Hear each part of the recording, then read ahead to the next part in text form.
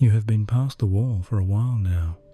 Not the ordinary tired side of the wall, the side where a good night's sleep makes a genuine difference, where the weekend restores something real, where the tiredness has a clean quality to it, the honest tiredness of a body that has worked and needs to rest and will be genuinely different after it does. That side of the wall is familiar territory. Everyone visits it. Everyone knows the specific quality of that tiredness and the specific quality of the morning after a night that addresses it, the recognizable, reliable, ordinary restoration of a body, given what ordinary tiredness requires. You are on the other side, the side where sleep helps but does not fix, where mornings arrive and the heaviness is still there, not the clean heaviness of the tired person who slept well and is simply warming up for the day, but the specific, dense, accumulated heaviness of someone who has been carrying something that sleep has not been reaching, where the weekend comes and goes and the return is partial rather than complete, where you find yourself wondering in the quiet moments when the wondering gets through, whether this is simply what things are now, whether the specific quality of being this depleted has become the new baseline rather than a departure from it. This is the other side. You may not have known when you crossed the wall. Burnout rarely announces itself at the threshold. It tends to be noticed only well after the crossing, when the accumulation of small excesses has built past the point where the person inside the accumulation can continue to attribute what they are experiencing to ordinary tiredness. The moment of crossing was probably not dramatic. It was probably just a day that felt like the previous days, but cost more. A morning that arrived before the recovery from the previous night was done, and that asked for everything the recovery had not yet managed to restore. A period that required what was not available and received it anyway from somewhere, somehow. The giving continuing even when the reserve that should have funded the giving had been drawn below the level at which it could sustain the demand. And you kept going. This is the thing about burnout, that the word does not fully capture the extraordinary, quiet, largely unwitnessed act of continuing past the wall. The burnout person is not a person who has stopped. They are a person who has continued when stopping would have been the honest biological response to the state they were in, who has shown up to every demand and met every responsibility and maintained every relationship and performed every required function from inside a body and a mind that were running on less than the demand required, not because they had a reserve hidden somewhere that the burnout's accounting had missed, because they simply kept going out of love, out of duty, out of the specific, complicated, entirely understandable inability to let the people and the things that depended on them down. The body registered all of it in the specific, physiological, entirely honest way that bodies register the cost of the impossible in the HPA axis that has been running its stress response past the point of healthy calibration, in the autonomic nervous system that has been tilted toward its output mode for so long that the recovery mode's activation has been compromised, in the cellular energy systems that have been producing from reserves rather than from adequate resource, in the sleep architecture that has been shaped by the alert state's nighttime persistence rather than the deep, restorative, genuinely healing stages that genuine recovery requires. The body knows exactly what has happened, and the body knows, more specifically and more honestly than the mind's ongoing management of the situation has allowed the mind to acknowledge what is needed now, not another push, not another managed morning and performed day and half-rest night and repeated tomorrow. The specific, intentional, deeply resourced conditions of genuine recharging, the conditions under which the HPA axis can begin its recalibration. The parasympathetic system can receive the sustained activation it has been suppressed from, the cellular energy systems can begin the process of genuine restoration, rather than the continuous drawing down of reserves that the burnout period has required. That is what tonight is, not a promise of overnight transformation. The battery that has been running on reserve power for a long period does not refill in a single night. A genuine, specific, fully resourced beginning. The first night of the actual recharging. The night that provides what the burnout body has been asking for through every insufficient restoration of the impossible period. You have arrived at the right place. The recharging begins now. My name is Jason, and I want to say something that I mean specifically, not in the general way that wellness content means things the warm, inclusive, approximately appropriate way of a recording that has been made for a broad audience and that lands somewhere in the vicinity of your experience without quite arriving at the specific, particular, unrepeatable version of it that you are actually living. I mean it in the specific way of someone who understands that burnout is not a category that people fit into approximately. It is an experience that people are inside of, precisely, with the specific texture of their specific impossible period and their specific impossible demands and their specific, private, largely unacknowledged version of what keeping going has cost. I made this for the person who is inside of it precisely, for the person who has been running the performance of capability from inside a state that cannot sustain the performance, who has been showing up to every meeting and every demand and every person who needed them from inside a body, and a mind that were already past what showing up should require. For the person who has lain down at the end of day after day of this and waited for the sleep to deliver the restoration that would make tomorrow possible, and found the restoration partial enough to continue, not enough to genuinely recover, the gap between what the sleep provides and what the burnout has drawn down, growing slowly, invisibly, through every insufficient night. For you, specifically, tonight, there are no prerequisites for what follows. The body does not need to have already begun recharging before tonight can reach the recharging. The mind does not need to have achieved any particular degree of quiet or release before the session can deliver what it is delivering. You can arrive exactly as you are depleted in the specific way you are depleted, carrying the specific accumulated weight of the specific impossible period you have been inside. The heaviness present and the empty present and the tired of being tired present, and that arrival is entirely sufficient for everything that follows. I also want to say something to the part of you that is skeptical. The burnout person tends to carry a specific relationship to hope that is different from the ordinary person's relationship to hope. Not hopelessness, something more nuanced than that. The specific wariness of someone who has hoped before in this specific territory of depletion and recovery, and has found the hoping insufficient for the specific depth of what they were hoping about. Who has taken the vacation and returned still empty? Who has slept the weekend away and woken Monday still carrying what the sleeping was supposed to address? Who has tried the self-care that was recommended and found the concept, however sincerely offered, inadequate for the specific, categorical, physiologically real depth of what burnout actually is? That wariness is intelligent. It is the appropriate response of a person who has been given advice calibrated for ordinary tiredness, when what they are carrying is burnout advice that would have genuinely worked, if the problem were ordinary tiredness.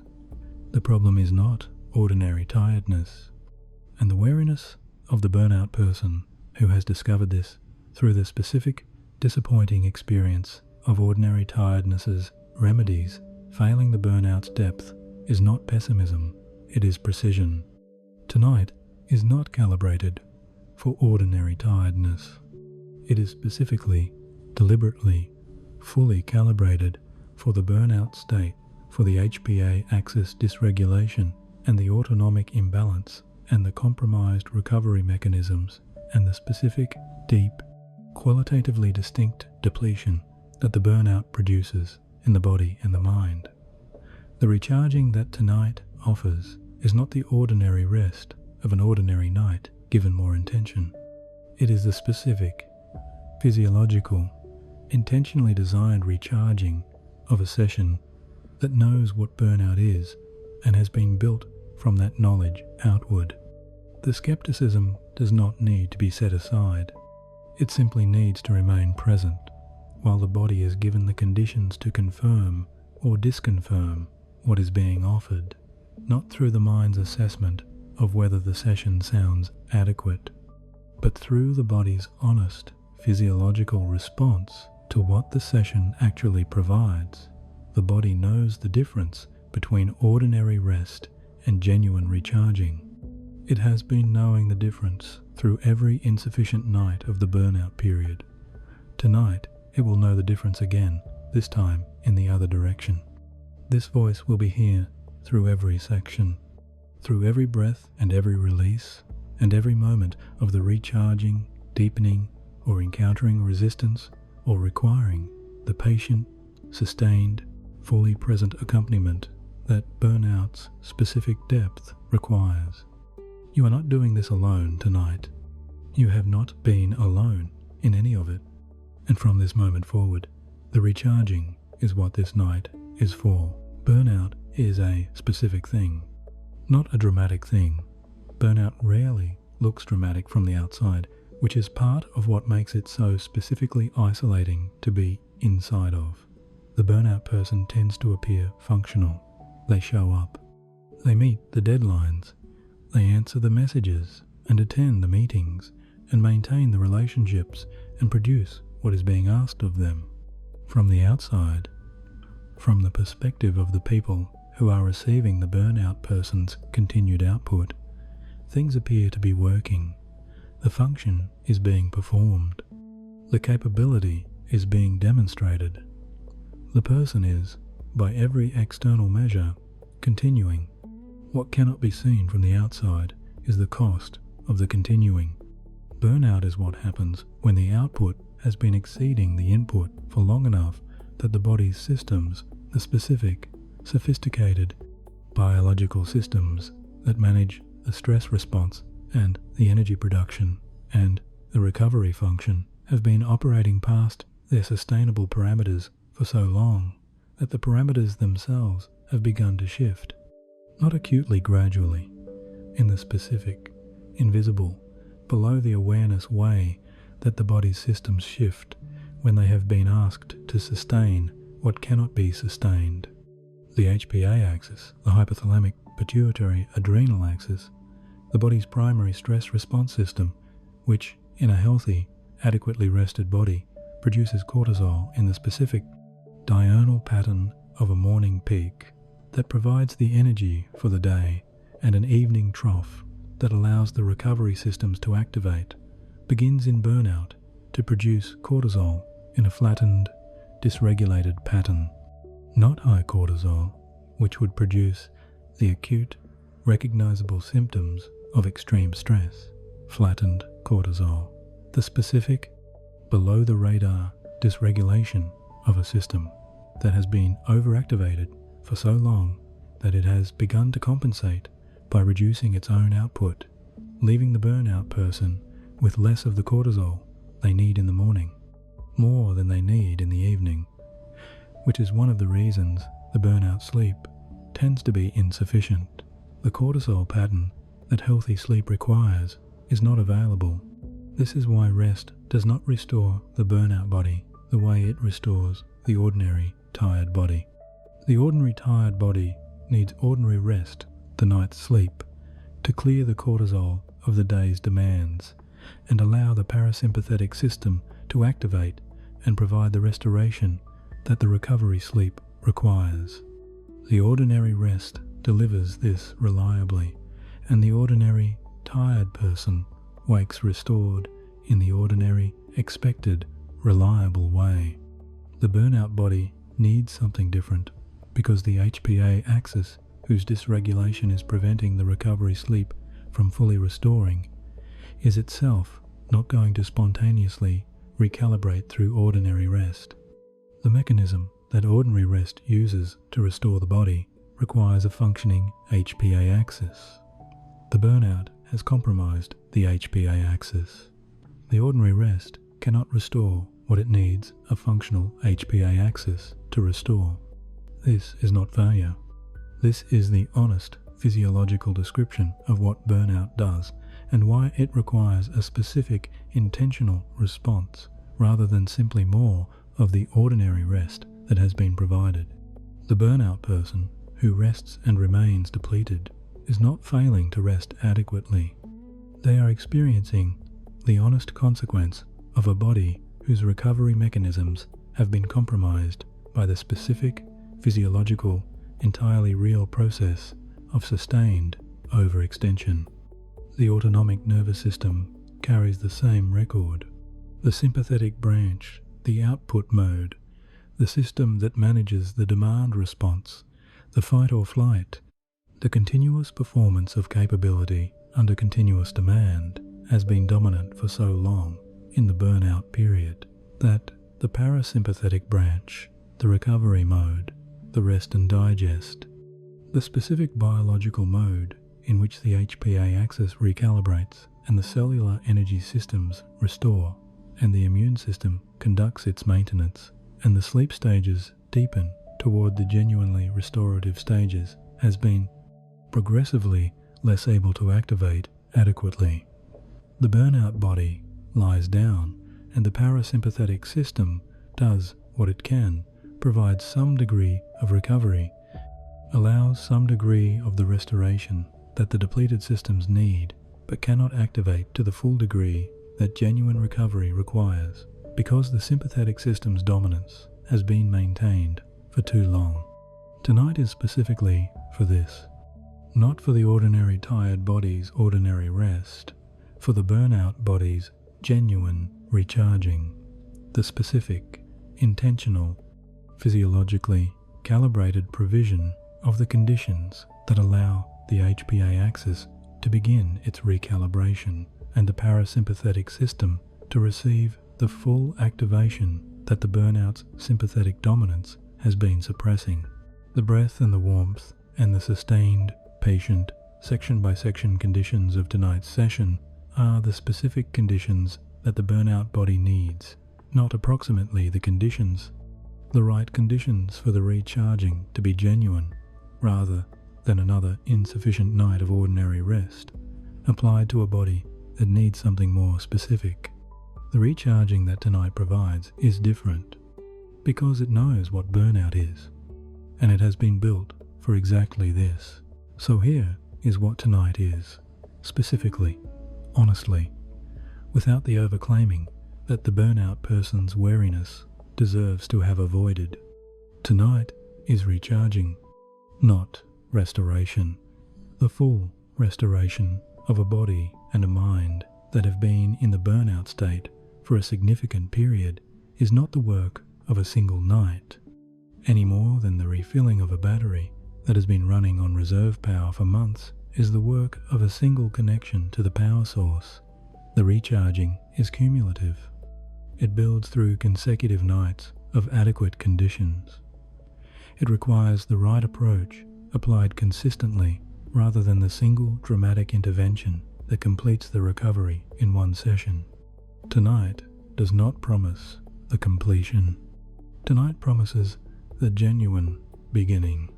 And the genuine beginning is something the burnout period has not provided, because the burnout nights, however many hours they have lasted, have not been providing the specific conditions that the recharging requires.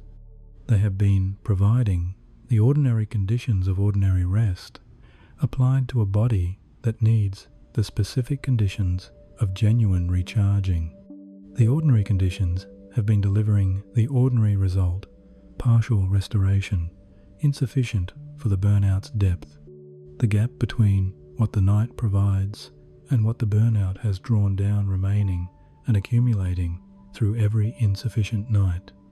Tonight provides the specific conditions, the warmth that will move through the body scan section by section work and arrive in every depleted area with the specific quality of resource returning to the places it has been withdrawn from.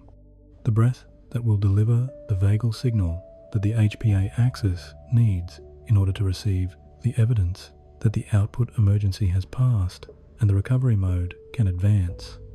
The sustained, patient, fully supported conditions of a session that knows what burnout's physiology requires and provides it through every section, from the first settling to the last affirmation of the recharging loop. Each section of tonight builds on the last. The physical settling gives the burnout body the genuine comfort it has been too demanded to provide itself. The breathwork delivers the HPA axis the most direct available physiological input toward its recalibration.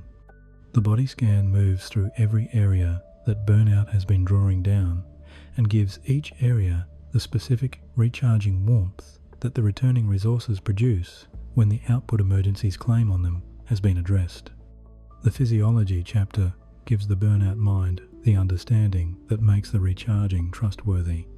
The recharging chapter delivers the felt, physical, genuinely experienced sensation of the battery beginning to fill, and the remaining chapters take the recharging deep into the identity and the emotional truth of the burnout experience, honoring what the keeping going has cost, naming what is returning as the recharging deepens, and carrying everything forward through the recharging sleep's affirmations loop into every sleep cycle of the night ahead. The breath is the thread through all of it. When the mind drifts toward the demands of tomorrow, toward the unfinished accounting of the impossible period, toward the specific, persistent, burnout characteristic sense that the rest is a luxury, that the remaining items on the impossible list cannot quite afford, the breath is where the awareness returns, not as a failure of the session, as the practice. Each return to the breath is the recharging, advancing by one small, specific, genuine degree. Each exhale that completes fully is the HPA axis receiving one more data point in the accumulating case that the emergency has passed and the recovery can proceed. The recharging does not require a perfect night.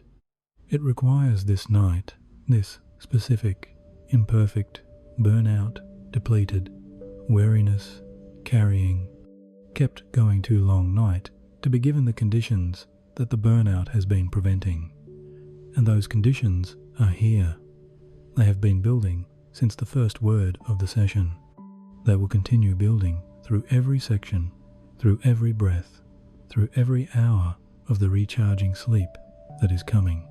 You have arrived at the beginning of the recharging, not the beginning of the end of the burnout, the beginning of the recharging that, given the right conditions consistently applied, leads to the genuine recovery that the burnout body and the burnout mind have been needing through every insufficient night of the impossible period.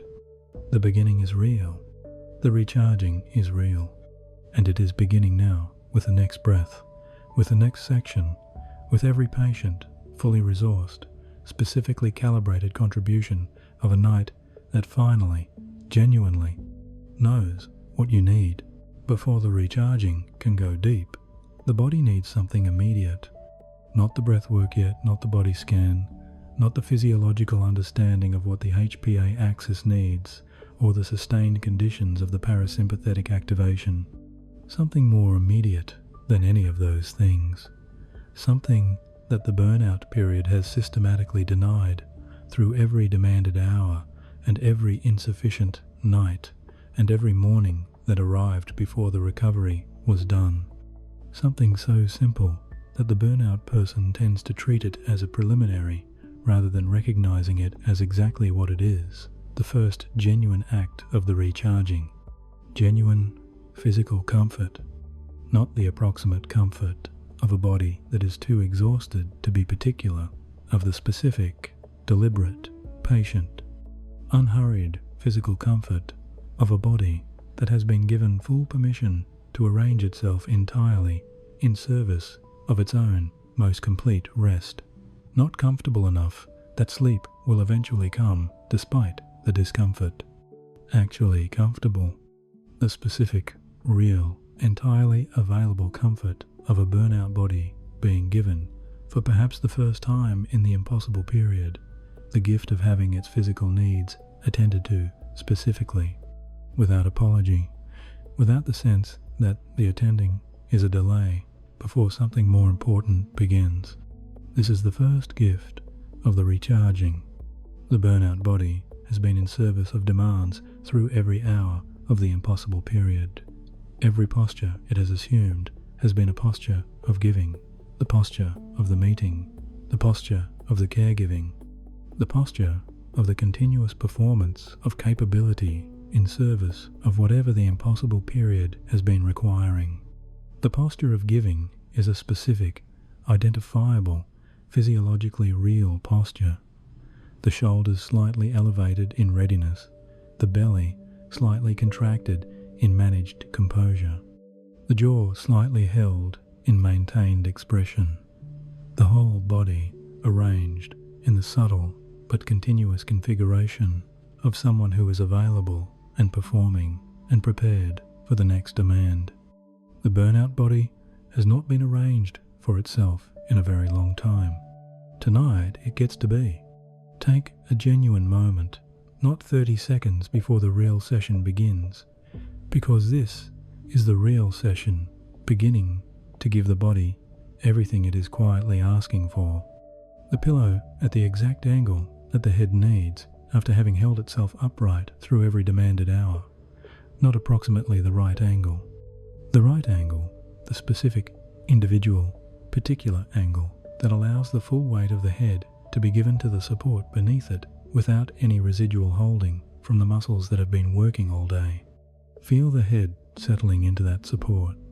The full weight of it and the head is genuinely heavy, carrying, as it does, the brain and the skull and the specific density of everything the burnout period has asked it to hold, given completely to the pillow, not maintained above the pillow by the last fraction of muscular effort that the neck tends to retain even in lying down, genuinely given, the weight transferring from the neck's muscles to the surface that was built to receive it. This is the recharging beginning at the most fundamental available level. Adjust the blanket now to the temperature that the body actually needs, not the temperature the blanket was at when you lay down. The temperature this specific body, at this specific moment of this specific night, needs for genuine warmth without the slight overheating or underheating that prevents the body from settling into its most complete rest. Make the adjustment without apology. The burnout person tends to accept approximately right temperatures the way they accept approximately right everything, taking what is available, rather than adjusting toward what is genuinely needed. Tonight, the adjustment is the recharging. The arms now. Notice where they are resting, and whether the resting is genuine, whether the arms have found the position they naturally occupy when nothing is being asked of them, or whether they are in an approximately restful position that still contains some degree of the giving posture. The burnout person's arms tend to rest in a position that is slightly closer to the giving position than genuine rest requires. The elbows not fully relaxed, the hands not fully open, the arms carrying a degree of the available quality that the burnout period's continuous demands have trained them to maintain even in the supposed rest of lying down. Allow them to find where they actually go when nothing is required.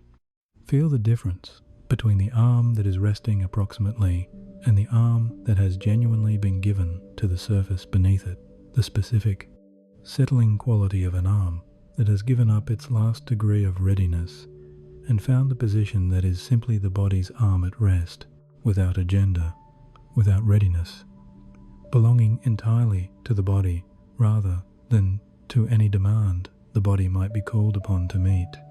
The hips settling, the lower back finding its ease, the legs releasing into the mattress that is holding them. Now feel the surface beneath the entire body. Whatever is holding you right now, the mattress, the cushion, every surface beneath every part of the body that has been carrying the burnout period's impossible load, feel how completely it supports you, without requiring anything, without needing you to maintain your position or contribute to your own support or hold anything together, simply holding the way that things hold when the only requirement is the holding. Let the full weight of the burnout body be given to it, not the weight the body is willing to give while maintaining a residual readiness for whatever might be required. The complete weight, all of it. The recharging begins here. The burnout breath has a specific quality. It is not the same as the anxious breath, which is high and quick and controlled against urgency. Not the same as the depleted breath, which is shallow and slightly incomplete in the specific way of a body running on insufficient resource. The burnout breath is something more particular, the breath of a body that has been in output mode for so long that the breath itself has been recruited into the output. The breath that serves the performance of capability. The breath that is managed and controlled and arranged in the service of the sustained giving that the burnout period requires, kept at a level that supports the functioning without delivering the full, restorative, genuinely nourishing quality that a body in genuine recovery mode produces. The burnout breath gives. Even the breath gives. Even the most fundamental, continuous, automatic biological function the body performs has been enlisted through the long training of the impossible period in the service of the output. The exhale, that should be the releasing, tends to be held slightly short, the lungs never quite emptying to the degree that the full vagal signal requires. The inhale, that should be the receiving, tends to be pulled in for function rather than allowed in for nourishment. The breath taken for what it provides the performance rather than received for what it provides the body. Tonight, the breath is going to receive. Not through instruction, through permission. The permission that the burnout breath has not been given through any hour of the impossible period. The simple, specific, entirely available permission to be a breath that is for the body rather than for the performance, to travel further into the lungs than the performance requires, to stay a fraction longer on the exhale than the efficiency of the output mode allows, to find, in the quality of its moving and its pausing, the specific character of the breath that belongs to a body in genuine receiving mode rather than the breath that belongs to the body in its sustained giving mode.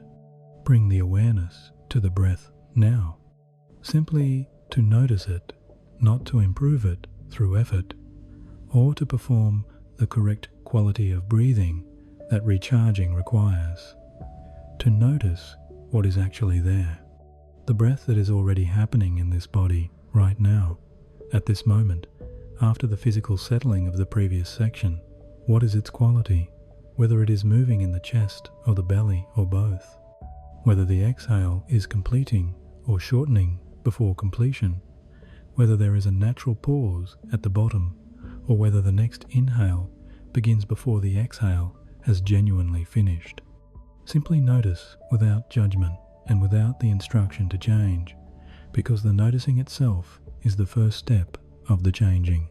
Now, with the next exhale, allow it to travel just a fraction further than it has been traveling. Not a dramatic extension, not the performance of a deep breath being executed correctly. The smallest available additional permission, the exhale allowed to go just a little beyond where the burnout breath has been stopping it. The lungs emptying a small degree more completely. The chest falling a fraction further. The belly, if it will participate, softening slightly with the more complete departing of the air. Feel what happens at the very end of that exhale. Before the next inhale begins, there is a moment. The lungs at their most empty, the body at the specific resting point of the breath cycle, the brief, natural, physiologically significant pause between the breath going out and the next breath coming in. This pause exists in every breath cycle. The burnout breath tends to pass through it so quickly that it does not register as a pause. The next inhale, beginning before the stillness at the bottom, has had time to be felt. Tonight it is being given time. Rest in it when it arrives, not holding the breath, resting in the natural pause that the more complete exhale has created. The specific, brief, entirely available quality of the body at the bottom of the exhale, the lungs emptied, the diaphragm at its highest point, the breath at rest, in the way that things are at rest, when they have genuinely completed what they were doing, rather than stopping short before the completion. In this pause, something arrives, not dramatically. The specific, quiet, physiologically real signal of a body at the bottom of a complete exhale begins its travel along the vagus nerve to the brainstem. The signal that says, in the only language the HPA axis responds to, that the body is not braced for output, that the breath has completed its cycle, that the emergency that has been justifying the burnout body's sustained output mode is not expressed in this specific, completed exhale. The brainstem receives this signal and responds in the small, cumulative, real way that the HPA axis begins its recalibration when it receives this signal consistently and repeatedly over time. This is the first breath of the recharging, not the single breath that completes the recharging, the first breath that begins it. Each subsequent breath will add its signal to the accumulating case. Each complete exhale will contribute its small but specific and entirely real input to the HPA axis's recalibration. The recharging is cumulative, and the cumulation begins with this exhale, the specific, slightly more complete, pause-containing exhale of a burnout breath that has just been given the first genuine permission of the impossible period to stop serving the output and start serving the body. Feel it arriving. The recharging's first breath is here. There is something worth understanding about what the breath is doing right now. Not as abstract physiology, as the specific, immediately relevant, directly felt account of what is happening in this body with each slightly more complete exhale. Understanding this will not interfere with the recharging. It will deepen it, because the burnout person who understands what the breath is doing tends to breathe with the specific, engaged, purposeful quality of someone who knows that what they are doing is working rather than the resigned, going through the motions quality of someone following an instruction that they cannot feel connecting to anything real. The vagus nerve is the connection. It is the body's longest nerve, running from the brainstem, through the neck, through the chest and the diaphragm, and into the abdomen, reaching the heart and the lungs and the digestive system and nearly every organ that the parasympathetic system needs to activate in order to do its recovery work. The vagus nerve carries traffic in both directions, from the brain to the body and from the body to the brain, and one of the most consistent and most direct signals it carries from the body to the brain is a signal of the complete exhale. When the exhale completes fully, the vagus nerve carries a specific message. The message travels from the lungs, where the stretch receptors at the bottom of a complete exhale produce the specific, physiologically distinct signal of full lung emptying along the vagus nerve to the brainstem, specifically to the nucleus tractus solitarius, the region of the brainstem that receives the body's most fundamental physiological reports and translates them into the autonomic nervous system's moment-by-moment calibration. The message says, specifically and unmistakably, that the body is not in the braced, ready, output-positioned state of a body under sustained demand. The brainstem responds with parasympathetic activation, not dramatically, specifically. The heart rate drops by a measurable amount at the bottom of the complete exhale. The muscle tone reduces fractionally. The digestive system, suppressed by the sympathetic dominance of the burnout period, receives the signal that the suppression can ease. The HPA axis receives one data point in the accumulating case that the sustained output emergency has paused and the recalibration of the stress response system can begin. This is what each complete exhale is doing right now, and the burnout body has been receiving insufficient of this signal through the entire impossible period, the burnout breath's characteristic incompleteness, meaning that the vagal signal has been arriving in a diminished form. The lungs not quite emptying to the degree that produces the full signal in the HPA axis, receiving the message in muted form and responding with the muted parasympathetic activation that the muted signal produces.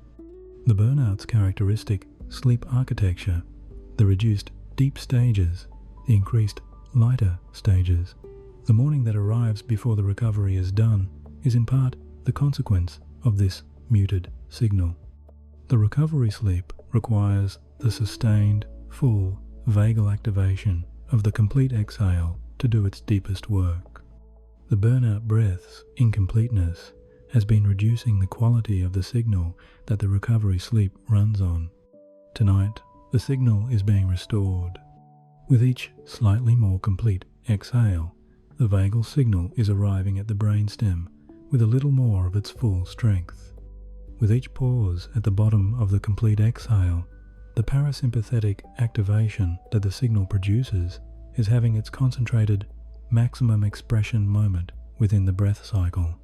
The HPA axis is receiving, for the first time in the burnout period, the sustained, repeated, consistently delivered vagal signal of a body not in output emergency, and it is beginning in the specific, gradual, below the awareness way that the HPA axis recalibrates to respond.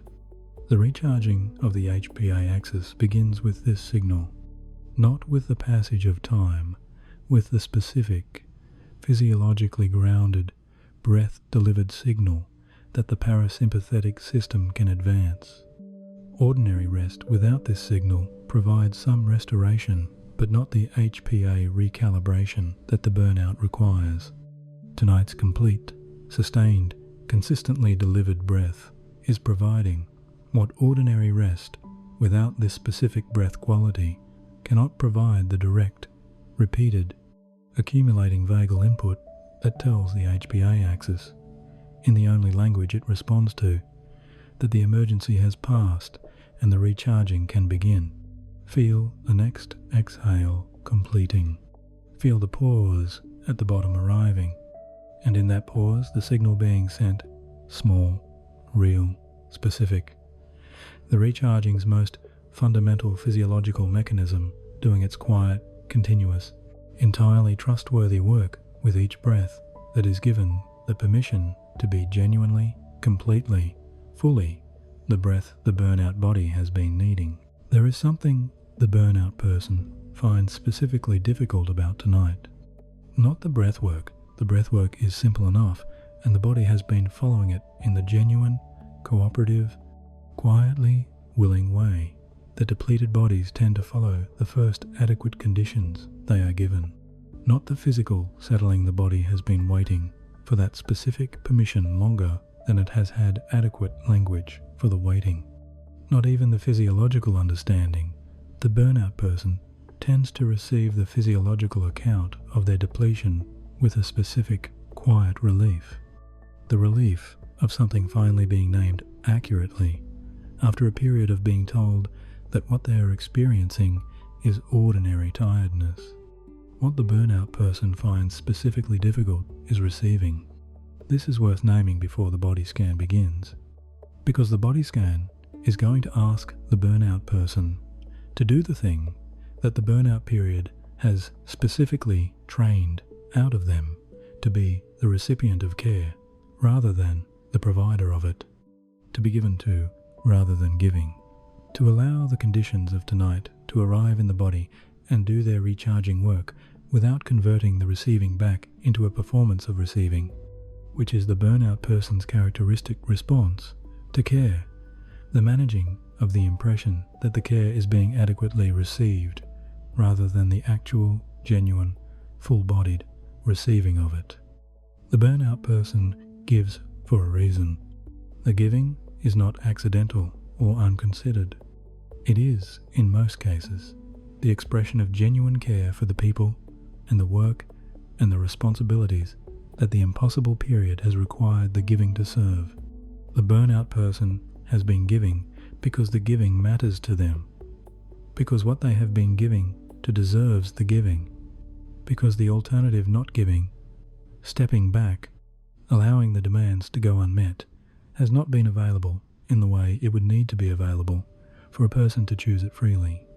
The giving has been the right thing, and it has produced a specific structural difficulty with receiving, because the giving orientation, sustained through the impossible period without adequate receiving to balance it, becomes the only orientation the burnout person knows. The burnout person who is offered care tends to manage it rather than receive it, to assess whether the care is appropriate, to feel guilty about receiving more than they feel they have earned, to convert the experience of being cared for into one more thing they are managing rather than something they are simply inside of. Tonight is asking for something different, not performing the receiving, actually receiving. The specific, radical, entirely available act of allowing what tonight is offering to arrive in the body and do its work without the burnout person's characteristic management of the impression of the receiving, without the assessment of whether the receiving is appropriate or deserved, without the guilt about lying here being recharged while the impossible list waits with its items uncrossed. The impossible list can wait, not because the items on it do not matter. They may matter enormously, may be the specific, real, urgent responsibilities that the burnout period has produced, because the person who recharges tonight will be more capable of meeting the items on the list tomorrow than the person who spends tonight managing the guilt about not meeting them. The recharging is not the avoidance of the responsibility.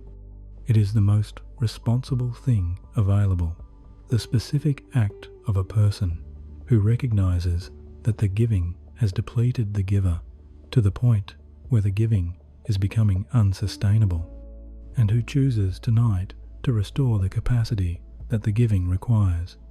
The most effective thing the burnout person can do right now for everything they have been giving to is to receive the recharging completely, not partially, not in the managed, slightly reduced, guilt-monitored way of a person who has not quite given themselves permission completely. The full receiving of a body and a mind that have been given adequate conditions for the first time in the impossible period, and that are being invited specifically and clearly and without condition to take everything those conditions are offering. You are worth this receiving, not conditionally, not if you have earned it through sufficient giving or sufficient suffering or sufficient demonstration of the worthiness of the depletion. Worth it in the specific, unconditional, biological way that a battery is worth recharging when it has been running on reserve power. The battery does not need to justify its need for recharging. The need is the justification. Your need is real. The recharging is here. Receive it now not as something to be managed, as something to be genuinely, fully, completely inside of. The body scan begins, and with it, the first comprehensive recharging of every area that the burnout has been drawing down. Begin at the very bottom of yourself, the feet, These specific, particular, largely forgotten parts of the body that have been carrying the burnout person through every impossible day, through every hour that the impossible period required them to be somewhere, to move through another room toward another demand, to transport the burnout body from one place where giving was required to another place where giving was required. The feet have been beneath all of it, not beside it, not above it, beneath every single moment of the impossible period, doing the most fundamental available work of keeping the person inside the burnout upright and mobile, and capable of arriving at whatever the next demand needed them to arrive at. They have not been thought about in a very long time. This is the specific quality of the burnout body's relationship to its own extremities. The giving orientation that the burnout period produces tends to concentrate the awareness at the center, in the chest and the shoulders and the head where the performance of capability lives, and withdraw it from the periphery where the body does its foundational work without acknowledgement. The feet of the burnout person tend to be cold. The circulation that the HPA dysregulation redirects toward the core and the major muscles of the performance, leaving the extremities with less than they receive in adequate physiological conditions. Bring the awareness there now, not to produce anything in the feet to arrive, to become present, perhaps for the first time since the impossible period began, to the specific, particular, real experience of these parts of this body, to give them the specific quality of attention that says, I know you are here. I know what you have been doing. Tonight is for you as much as for any part of this body. Feel the soles first. Whatever they are resting against, the mattress, the sheet, the air, simply feel the contact or its absence. Feel the temperature there, whether they are cold in the specific circulation withdrawn way of the burnout body's extremities, or whether the settling and the breath of the previous chapter have already begun to send the warmth returning. If they are cold, the recharging warmth is coming. It begins with the next breath.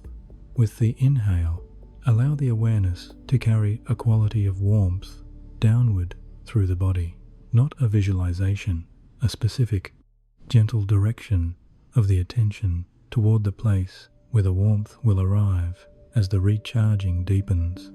And with the exhale, allow whatever the feet have been holding the specific, below the awareness tension that the burnout body maintains in the extremities, in service of the continuous readiness the impossible period requires to release by the degree that this breath allows. 1 degree, not all of it 1 degree. The recharging is patient. It does not require the release of everything in a single breath. It requires the consistent, accumulated, breath by breath releasing that the burnout body's depth of holding demands. The toes now, each one the specific, small, entirely individual toes that have been inside shoes and pressed against floors and doing the small, perpetual, unacknowledged work of balance and grip through every standing and walking moment of the impossible period. Let each one receive the awareness with the warmth that the attention carries, the specific, genuine, entirely available warmth of being noticed after a very long period of not being noticed. Something in the toes responds to this, not dramatically, specifically. A small uncurling, perhaps. The specific, quiet releasing of joints that have been held in a degree of compression that the awareness's arrival has not been available to address. The arches of the feet softening, the heels sinking a fraction more heavily into the surface beneath them, the specific, relief-filled heaviness of a weight being genuinely given rather than maintained against gravity in the performance of the upright burnout posture. Move upward through the ankles. The calves, those muscles that have been working through every standing and walking hour of the impossible period, working not just against gravity, but against the specific physiological quality of a body whose burnout has been producing the low-level inflammatory tension of sustained HPA dysregulation in the peripheral tissue.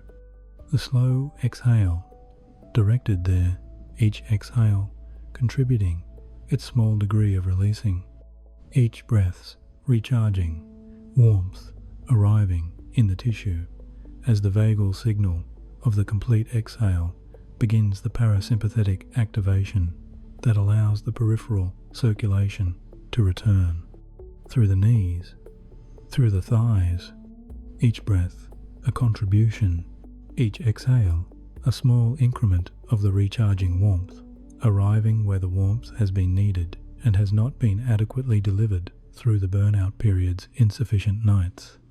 The feet and legs are receiving the recharging now, not completely genuinely, in the specific, honest, breath-by-breath degree that tonight is providing, and the receiving, however small its first degree, is real. The burnout body has always been worth this recharging. It is receiving it now. Rest the awareness in the hips now, and rest here for longer than might seem necessary, because the hips hold the burnout's deepest physical record, and the burnout's deepest physical record requires more than the passing of the awareness through it. It requires the specific, extended, patient quality of attention that says, I am staying here. I am not hurrying past this area toward the next one. I am giving this specific area the time that its specific depth of holding requires. The hips of the burnout person carry something particular, not the acute holding of a single stressful day, the specific, dense, accumulated holding of a body that has been in the giving posture for the duration of an impossible period. The giving posture has a hip expression that is consistent and specific. The hip flexors slightly shortened in the characteristic forward lean of a body that is always orienting toward the next demand. The pelvis tilted in the subtle, continuous preparation for the next required movement. The entire hip complex carrying the postural signature of a person who has been available and responding and oriented toward output through every hour of the period that produced the burnout. This holding is deep. It lives below the level of ordinary body scan, a tension below the surface tension that a single instruction to relax can address, and that returns within seconds to its habitual position. The burnout's hip holding is not surface tension. It is the specific, structural, deeply ingrained postural record of months or years of sustained output orientation. It requires not instruction, but the specific, warm, breath-paced, patient attention of a practice that is willing to stay until the depth begins to receive what the surface attention cannot reach. Tonight is willing to stay. Bring the awareness to the hip joints first, those specific, deep ball and socket connections where the legs meet the pelvis. Feel them resting right now. In the absence of the upright position and the walking and the moving that the impossible period has required, notice the specific quality of their resting, whether it is a genuine resting, the joints in the open, neutral, weight-free position of a body that has genuinely given up the giving posture, or whether there is still a degree of the forward orientation that the impossible period has trained into them even now, even in lying down, even in the supposed rest of the night. With the next exhale, invite 1 degree of releasing, not the releasing of everything 1 degree. The hip flexors receiving the exhale's vagal signal and responding with a specific, small, real increment of release that the accumulating recharging warmth makes available. The pelvis settling a fraction more fully into the mattress beneath it. The tailbone, that specific, dense anchor point of the lower body, becoming fractionally more given to the surface that is holding it, the weight transferring from the braced, available, ready to respond position toward the genuinely resting position that the recharging requires. Each exhale contributes another degree. Move the awareness to the outer hips, now the gluteal muscles and the lateral hip rotators, the muscles that stabilize the pelvis through every standing hour of the impossible period, and that have been maintaining their stabilizing engagement even in the supposed rest of the burnout nights. These muscles carry the burnout's postural record in the specific way that stabilizing muscles always carry it, not in the dramatic, felt, acute tension of a muscle that has been urgently overused, but in the specific, chronic, below the awareness engagement of muscles that have been asked to maintain a position for so long that the maintaining has become their resting state. The recharging warmth arrives here with each breath. The outer hips receiving the warmth of returning circulation as the parasympathetic activation that the complete exhale produces allows the peripheral vasculature to dilate slightly, the blood moving more freely into tissue that the sympathetic dominance of the burnout period has been keeping slightly constricted. The warmth is not dramatic. It is the specific, honest, physiologically real warmth of tissue receiving what it has been slightly denied, genuine, available. The body's own recharging warmth doing the work that the incomplete exhales of the burnout breath have been preventing. The lower back now. This is the area that carries the heaviest and most honestly kept record of the burnout period. Not just the postural record of the hip flexors and the gluteal muscles, the accumulated, dense, specifically physiological record of a period of sustained output that has been expressing itself in the muscles on either side of the lumbar spine, in the way that sustained stress always expresses itself there. The erector spinae muscles that have been holding the body upright through every demanded hour, the quadratus lumborum that has been maintaining the lumbar curve against the specific forces that the burnout posture produces. The entire lumbar complex carrying in its tissue the dense, below the awareness record of the impossible period. Stay here with several slow exhales, each one arriving in the lower back with the warmth of the recharging. Each complete exhale sending its vagal signal, and the signal finding its expression in the lower back's tissue, inviting, with each breath, one more small degree of the accumulated holding to release into the warmth that the recharging is providing. Not all of it. Something real, something specific, something that the burnout body has been carrying in this area since somewhere in the early weeks of the impossible period, and that is, breath by breath, beginning to receive what it has needed. The recharging is patient. It is staying here as long as the lower back needs, and the lower back has needed this for a very long time. Let the awareness rise now into the belly and the chest. These are the areas where the burnout's record is not just physical but emotional, where the impossible period's cost has been stored not only in the muscular holdings and the postural patterns of a body under sustained demand, but in the specific, felt, interior quality of a body that has been emotionally depleted alongside the physical and neurological depletion. The belly and the chest are where the burnout feels from the inside, where the specific, identifiable, interior quality of running on empty is most immediately and most honestly located. The belly first. Feel it now, its current quality, whatever that is. The burnout belly tends toward a specific, sustained contraction, not the acute, protective contraction of anxiety, something different.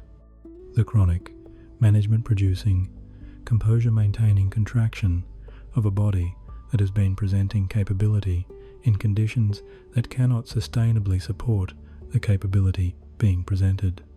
The belly held in the subtle, continuous, below the awareness way of a body that has been managing the impression of being more resourced than it is, keeping the external presentation intact, while the internal experience has been something considerably more depleted than the external presentation reveals.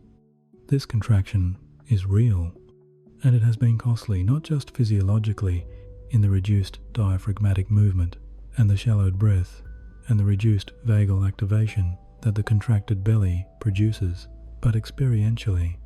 The contracted belly is the belly of a person who has not fully exhaled in a very long time, not just the breath exhale, the life exhale, the deep, full, genuine releasing of what has been held that the belly participates in when the holding has been released and the body is genuinely, completely, without performance, at rest. With the next slow exhale, allow the belly to participate, not a deliberate belly breath pushed through effort, the simplest available permission the belly allowed to soften with the departing air, the muscles of the abdomen releasing their chronic contraction by the degree that this specific exhale makes available. The diaphragm allowed to ascend a little more fully as the breath leaves, the belly falling with the departing air in the specific, unhurried, restorative way of a body that is no longer managing its impression of capability and is simply breathing. Feel the belly softening, even slightly, even just the fraction of the contraction releasing that the accumulated recharging of the preceding sections has made available. The specific, small, entirely genuine softening of a belly that has been held for the duration of the impossible period and has just been given the first fraction of the permission it has been needing. Each exhale gives more of the permission. Move the awareness into the chest now, specifically into the center of it, the sternum, the breastbone, the specific place behind the front of the body where the burnout's emotional cost has been pressing from inside. You may feel something there that is different from the muscular tension of the shoulders or the postural holding of the hips. Something more interior, the specific, felt, honestly kept experience of the burnout's emotional record, the things that have been felt but not fully processed during the impossible period, the grief of the depletion that has been managed rather than received, the specific, interior quality of a person who has been running on empty and has not yet had the conditions to stop and acknowledge what the running has cost. Allow the awareness to rest there without requiring anything of what it finds. Not to process the emotional content, not tonight, not in this session. Simply to acknowledge it. The specific, warm, entirely genuine acknowledgement of a presence that has been there through every hour of the impossible period without adequate recognition. Something in the chest responds to being noticed with the warmth of genuine acknowledgement, something very slight, very real, the interior equivalent of the physical releasing that the lower back produced when the awareness arrived there with patience rather than instruction. Your heart is here. This requires the specific, unhurried acknowledgement that it deserves not as sentiment, as the honest recognition of the most extraordinary faithfulness available. The heart has been beating through every hour of the burnout period, through every HPA dysregulation morning, and every depleted afternoon, and every insufficient night, and every demanded performance, and every kept promise, and every moment of continuing, when the reserve said the continuing was not possible. The heart kept its rhythm, elevated by the sympathetic dominance that the burnout produces, affected by the specific cardiac signature of the sustained alert state, but beating, never once, through any hour of the impossible period, stopping the essential work of keeping this person present in their life. Allow the chest to soften around it now. The muscles across the front of the chest, the pectoralis major that has been carrying the protective, slightly contracted, composure, maintaining posture of the burnout period, receiving the recharging warmth with each inhale, the chest wall widening fractionally with each complete exhale's vagal signal, the parasympathetic activation reducing the sympathetic's characteristic narrowing of the chest, the space inside the chest becoming breath by breath, degree by degree, slightly more than the burnout period has been allowing it to be. The heart has more room now than it had at the beginning of the session. Not much more, genuinely more. The specific, real, physiologically produced widening of a chest that has received the recharging warmth and has responded with the honest, incremental, entirely trustworthy opening of tissue that has been given what it needed. The belly is softer. The chest is wider. The recharging warmth is in the center of the body, where the emptiness of the burnout has been most specifically felt, and it is filling, gradually and genuinely, what the burnout has been drawing down, the shoulders now.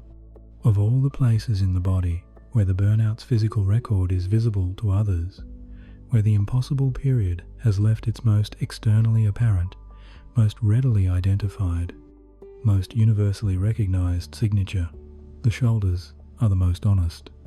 The burnout shoulders are elevated, not in the dramatic, acute way of a body responding to a specific, immediate threat, in the specific, habitual, entirely normalized way of a body that has been carrying the weight of the role for so long that the carrying has become the resting position. The role has a weight. This is worth naming specifically.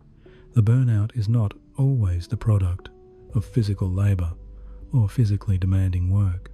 The weight that the burnout shoulders carry is often invisible from the outside to the weight of the responsibility of the people who depend on the listener, of the expectations maintained and the standards upheld, and the continuous, below the awareness, never quite finished work of being the person that the impossible period required.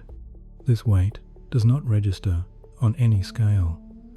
It does not produce visible physical evidence of its presence, but the body knows it is there, carries it in the specific, characteristic elevation of the shoulder girdle that the load of the invisible weight produces and that the burnout period has maintained through every hour and every night as the body's honest postural record of what has been being carried. Bring the awareness to the shoulders now, and before anything else, simply notice where they actually are, not where they were at the beginning of the body scan, not where they might be expected to be after several sections of the recharging body scan's work, where they actually are right now, in this moment, at this point in the session. The shoulders tend to return to their elevated position without announcement. The muscles there are so trained in their elevated holding, so practiced in the specific upward engagement that the burnout's roll weight requires, that they return to the elevated position the moment the explicit attention moves elsewhere. This is not a failure of the body scan. It is the honest evidence of how deeply the burnout's postural record lives in these specific muscles, the record of a period during which the weight was never adequately set down, which means the muscles never received the clear, sustained, sufficiently long-lasting signal that the setting down was genuinely available. That signal is being given now, not through the instruction to lower the shoulders, through the specific, accumulated, breath-by-breath recharging of the system whose dysregulation has been producing the signal to maintain the elevation. Each complete exhale contributing its vagal signal to the parasympathetic activation that is building through the body scan. The parasympathetic activation reducing the sympathetic's characteristic instruction to the trapezius and the surrounding musculature to maintain the roll weight's postural expression.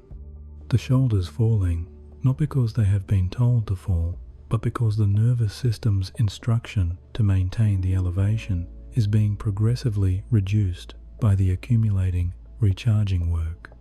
Feel them fall now, even slightly, even by one further degree.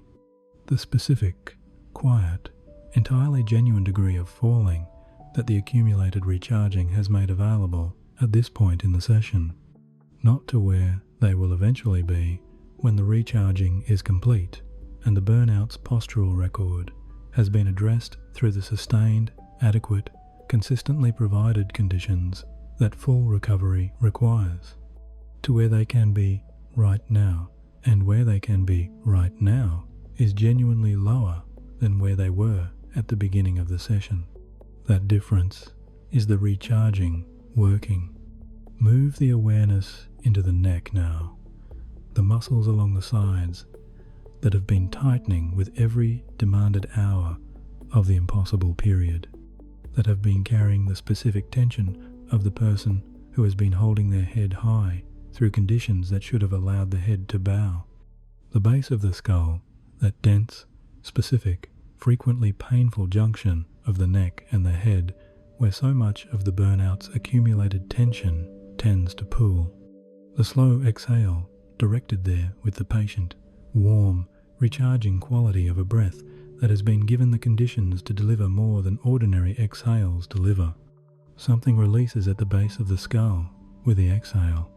Small, real, the specific, genuine, below the awareness releasing of tissue that has received, for perhaps the first time in the impossible period, the vagal signal of a sufficiently complete exhale arriving in the area of the body that has been most visibly carrying the impossible period's postural weight.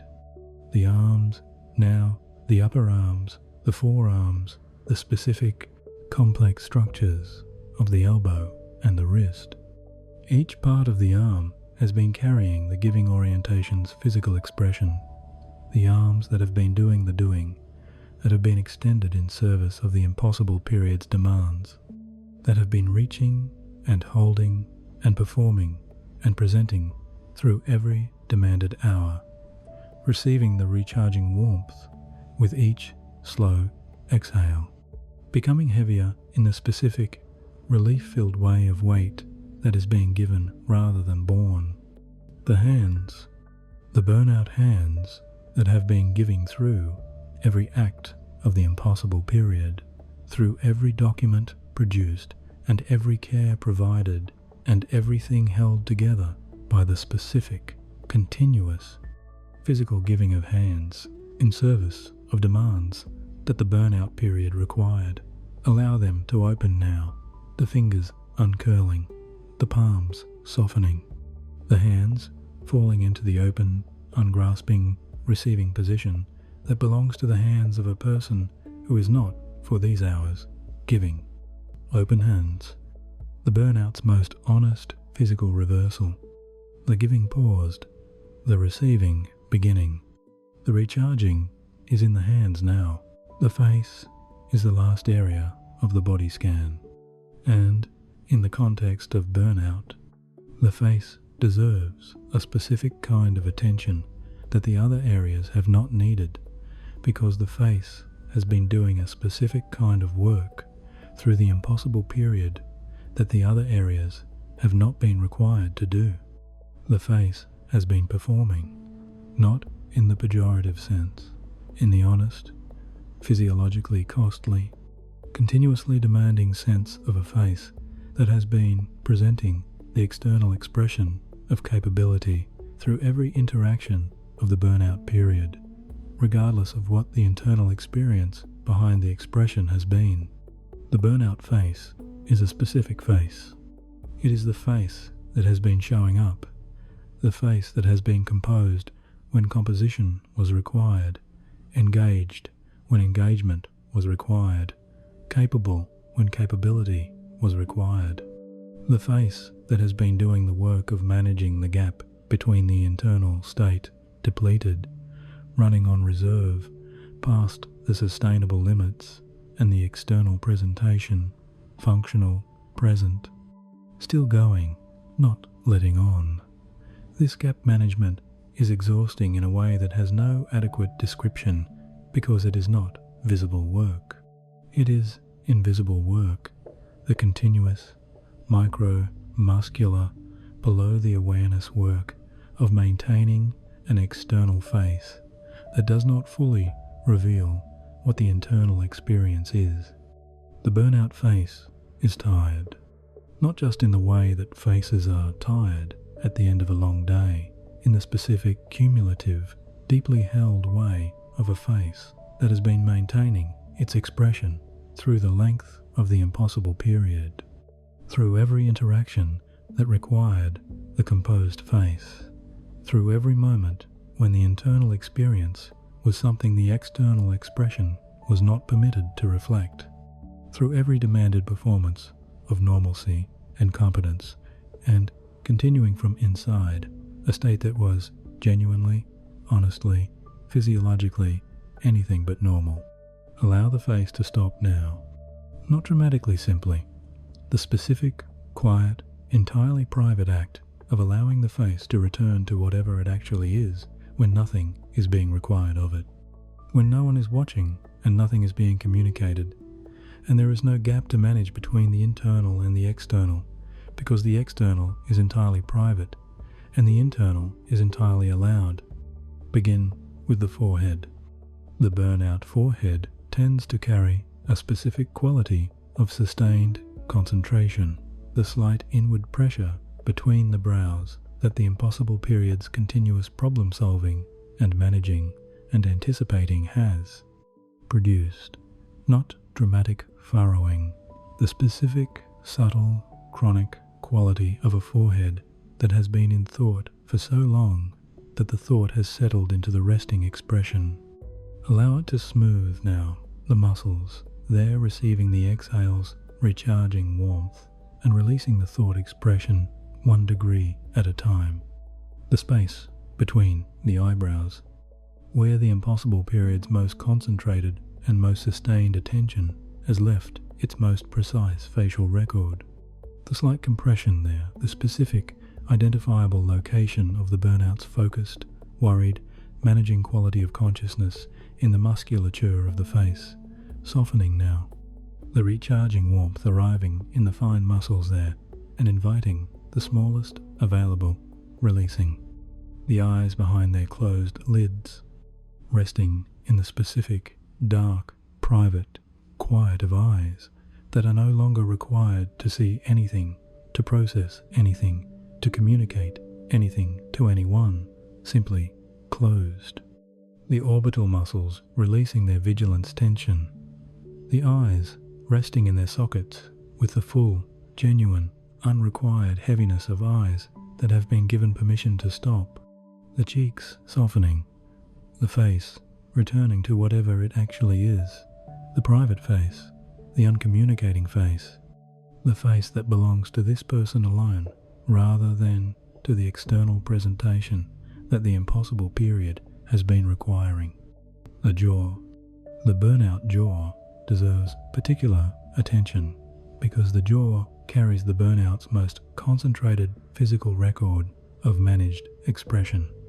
Every moment of the impossible period when the internal experience and the external presentation needed to be managed in their gap has left its micromuscular record in the jaw. The specific, dense, cumulative holding of a jaw that has been maintaining composure, controlling expression, managing the gap breath by breath, and interaction by interaction through the length of the impossible period. Allow the teeth to part very slightly now, just the smallest degree of separation. The jaw releasing its managed closure into the specific, open, unmanaged position of a jaw that is not maintaining anything, and feel the cascade that follows, the wave of softening that travels from the jaw down through the neck and into the shoulders, the chain of managed expression releasing downward through the body. Now, take in the whole body at once, from the warming, recharging feet through every area the body scan has visited, the releasing hips, the softened belly, the widening chest, the falling shoulders, the open hands, the smooth face, and name it for what it is. This is the burnout body in the first stages of genuine recharging.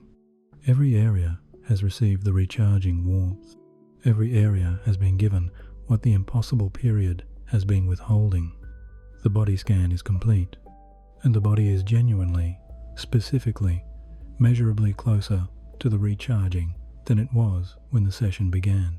Something needs to be understood about why the burnout body does not simply recover through ordinary rest, not as a consolation for the insufficient nights, as the specific, honest, physiologically grounded account of what burnout does to the body's recovery systems, that makes ordinary rests, ordinary restoration, inadequate for the burnout's particular depth of depletion.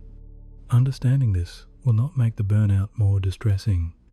It will make the recharging more trustworthy, because the burnout person who understands precisely why ordinary rest has been insufficient is the burnout person who can understand precisely why tonight's specific, intentionally calibrated recharging is different. The HPA axis is the center of the explanation. The hypothalamic pituitary adrenal axis, the body's primary stress response system, the specific biological machinery through which the brain and the body coordinate their response to demand and threat, and the requirement for sustained output, is the system that burnout most specifically and most significantly affects. In a healthy, adequately rested body operating within its sustainable parameters, the HPA axis runs on a specific daily rhythm. Cortisol, the primary output of the HPA axis, the hormone that mobilizes the body's resources for the demands of the day, rises steeply in the morning in what is called the cortisol awakening response. This morning peak provides the energy and the alertness and the mobilized resource that the day's demands require. Through the day, the cortisol level gradually declines. By evening, it has fallen to the level that allows the parasympathetic system, the recovery system, the rest and digest, the specific biological mode in which the body does its most essential restoration work, to activate fully. The sleep that follows this evening cortisol trough is the deep, genuinely restorative sleep of a body whose HPA axis is running its healthy, diurnal rhythm. This is the sleep the burnout body is not getting. Here is what sustained overextension does to this rhythm. When the demands consistently exceed the body's sustainable output capacity, when the output required day after day exceeds what the recovery available night after night can restore, the HPA axis begins to adapt. Not immediately. Gradually, over weeks and months of the sustained imbalance, the adaptation begins with the cortisol awakening response becoming less pronounced, the morning peak flattening as the HPA axis downregulates its output in response to the chronic overstimulation. Simultaneously, the evening cortisol trough becomes less complete, the cortisol declining less fully in the evening, remaining at a level that prevents the parasympathetic system from fully activating.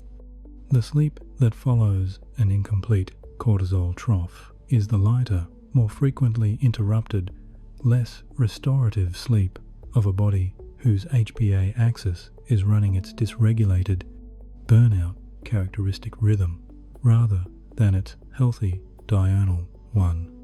This is the burnout sleep, not a failure of effort or intention, the precise physiological consequence of an HPA axis that has been adapting to sustained overextension by changing the rhythm that the recovery sleep depends on.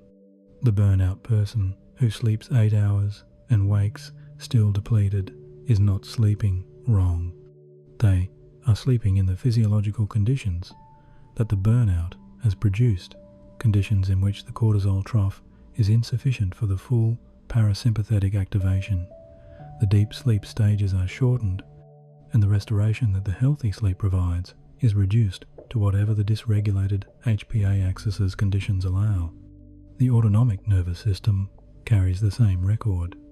The sympathetic branch, the output system, the demand response, the specific mode in which the body mobilizes Its resources for the sustained giving that the impossible period requires has been the dominant branch throughout the burnout period. Dominance that has been maintained not just through the waking hours, but through the sleep.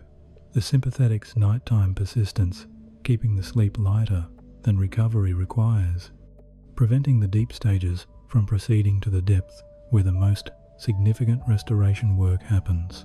The parasympathetic branch, the recovery system, the mode that the deep sleep stages require, has been progressively less able to fully activate because the sympathetic's dominance has been so sustained and so consistent that the autonomic balance has shifted away from the recovery branch's adequate expression. The immune system has been affected. The specific, sophisticated, continuously operating immune maintenance and surveillance that the parasympathetic state supports has been running at reduced capacity through the burnout period. The sympathetic dominance suppressing the immune activity that would fully activate in the recovery state. The burnout person who finds they are getting sick more easily, who finds that the immune resilience that ordinary health provides is not available, is experiencing the honest consequence of the immune system operating in the conditions that sympathetic dominance produces. And the cellular energy systems. The mitochondria, the body's cellular energy production centers, which produce the ATP that every cell requires for its function, have been producing from conditions of chronic stress-induced demand rather than conditions of adequate recovery. The specific physiological cellular level depletion that the burnout person feels as the experienced quality of running on empty is the honest sensation of cellular energy systems that have been operating past their sustainable production parameters for long, enough that the production itself has been compromised. All of this is what burnout is, and all of it is why ordinary rest does not reach it. The recharging that tonight is providing, specifically calibrated for the HPA axis, the autonomic balance, the immune system, and the cellular energy systems, is different from ordinary rest in the specific ways that the burnout's specific physiology requires. The recharging has already begun, not as a promise of what is coming, as the accurate description of what is currently happening in this body at this moment. The body scan that has just been completed, the breath that has been deepening through every section, the physical settling that preceded both, these are not preliminaries to the recharging. They are the recharging. Each section of the body scan has been contributing to the specific physiological process of the HPA axis, receiving the conditions for its recalibration. Each complete exhale has been sending the vagal signal that the parasympathetic system needs to advance against the sympathetic dominance that the burnout has been producing. Each degree of releasing in the body scan has been reducing the sympathetic's postural and muscular expression and allowing the parasympathetic to occupy a little more of the territory that the sympathetic has been holding. The recharging is underway right now.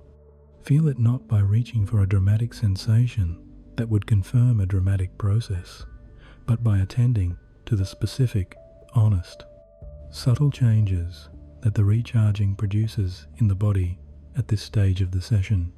The warmth that is present in the areas the body scan addressed, the feet that are warmer than they were at the beginning, the lower back that has released a degree of its burnout period holding, the chest that has widened slightly around the heart that has been faithfully beating through every impossible hour. This warmth is not the warmth of ordinary relaxation. It is the warmth of the parasympathetic activation, advancing the peripheral vasculature, dilating as the sympathetic's vasoconstriction reduces, the circulation returning to the areas it has been slightly withdrawn from during the burnout's sustained sympathetic dominance. The cortisol is beginning its decline, not dramatically measurably. The HPA axis, which has been running its dysregulated burnout rhythm, has been receiving through every complete exhale of this session the vagal signal that the sustained output emergency has paused. The signal is accumulating. Each breath adds to the evidence.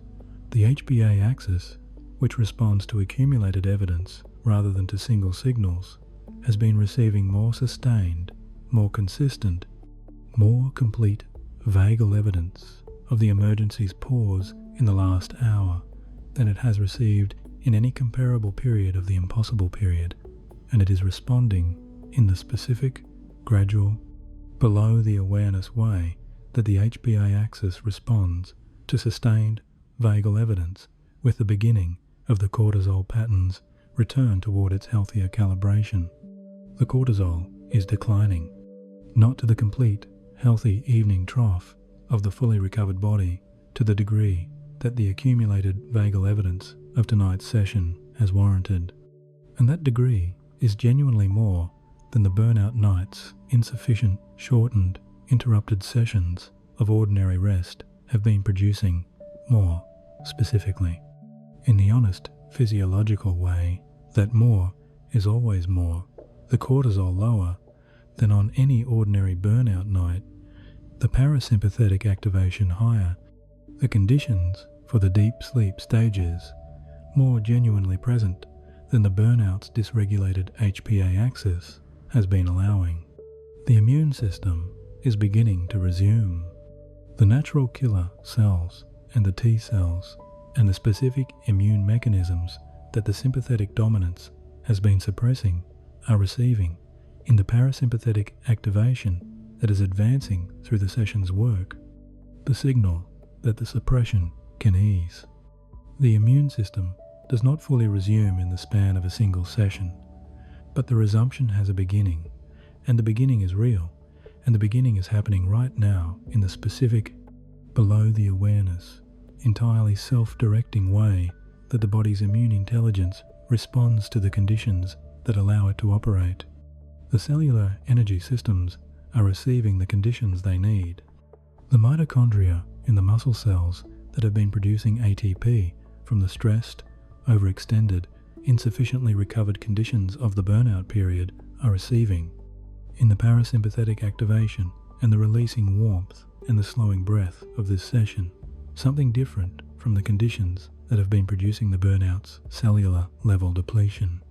The conditions of genuine recovery in which the cellular energy systems can redirect their activity from the emergency maintenance of the burnout's sustained output demands toward the genuine restoration of the cellular energy, reserves that the burnout has been drawing down. This redirection is beginning, not completely in the degree that the session's conditions have made available.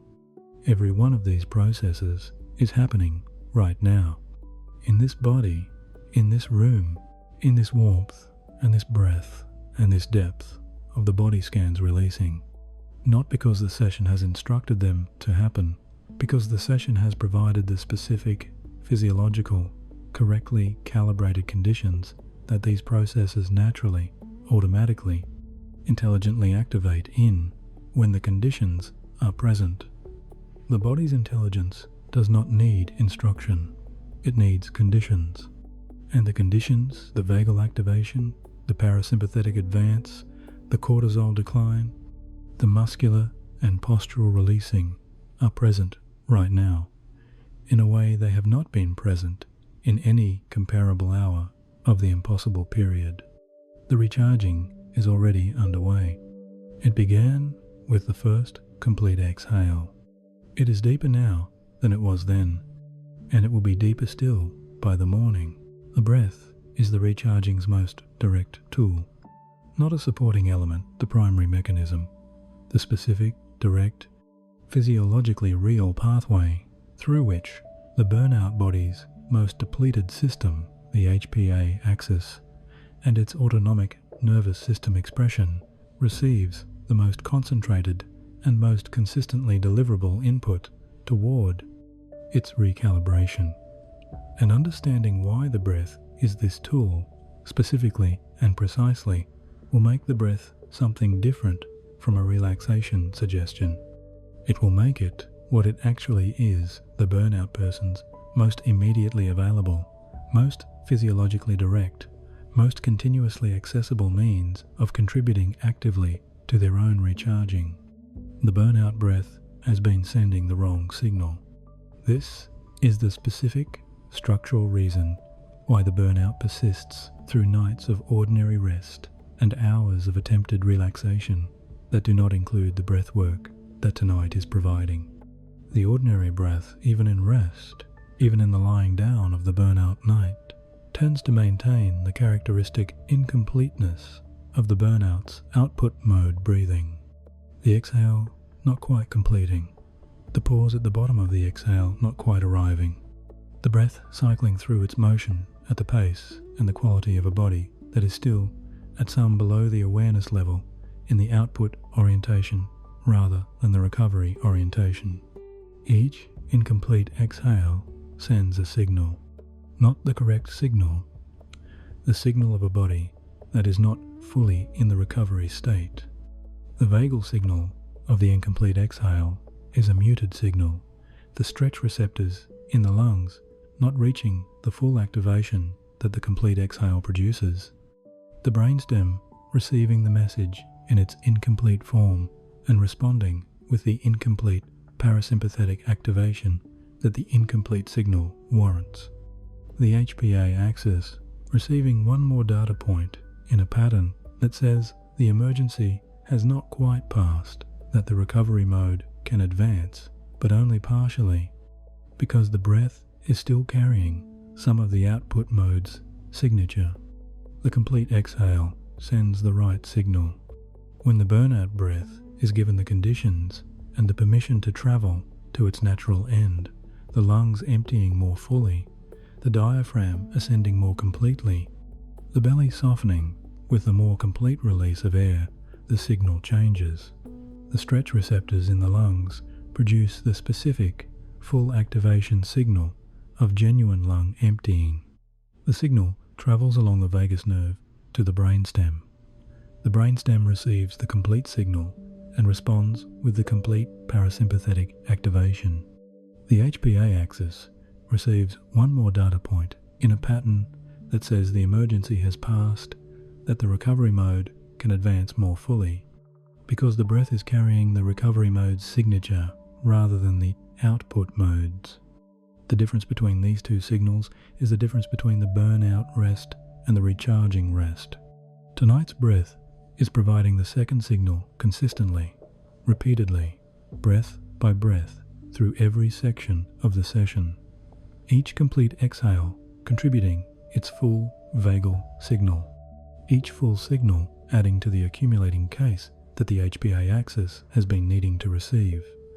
The accumulated case growing stronger with each breath, the parasympathetic activation deepening, the cortisol declining, the conditions for the deep sleep stages becoming more genuinely present than the burnout's muted vagal signal has been allowing.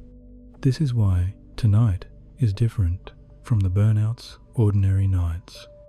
Not because tonight includes intention or mindfulness, or the beneficial effects of a wellness practice applied to a problem that does not require wellness practices but physiological conditions.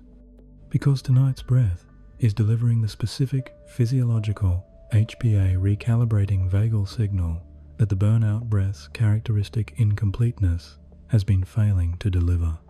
The difference is not in the intention, it is in the signal. The signal is different because the breath is different.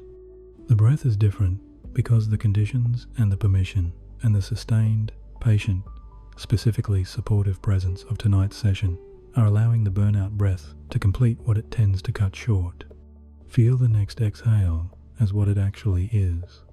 Not a breathing exercise being performed correctly, the most direct available physiological input into the HPA axis's recalibration, the specific, measurable, real signal of the complete exhale traveling along the vagus nerve to the brainstem, and the brainstem responding with the parasympathetic activation that reduces the sympathetic dominance and advances the recovery mode and contributes 1. More breath cycles increment to the cortisol decline and the deep sleep conditions building. Every exhale that completes is a contribution, not a small contribution that requires many breaths to amount to anything significant. A specific, physiologically real contribution that begins its work the moment the vagal signal arrives at the brainstem. The accumulation of contributions across the session has already produced the measurable changes.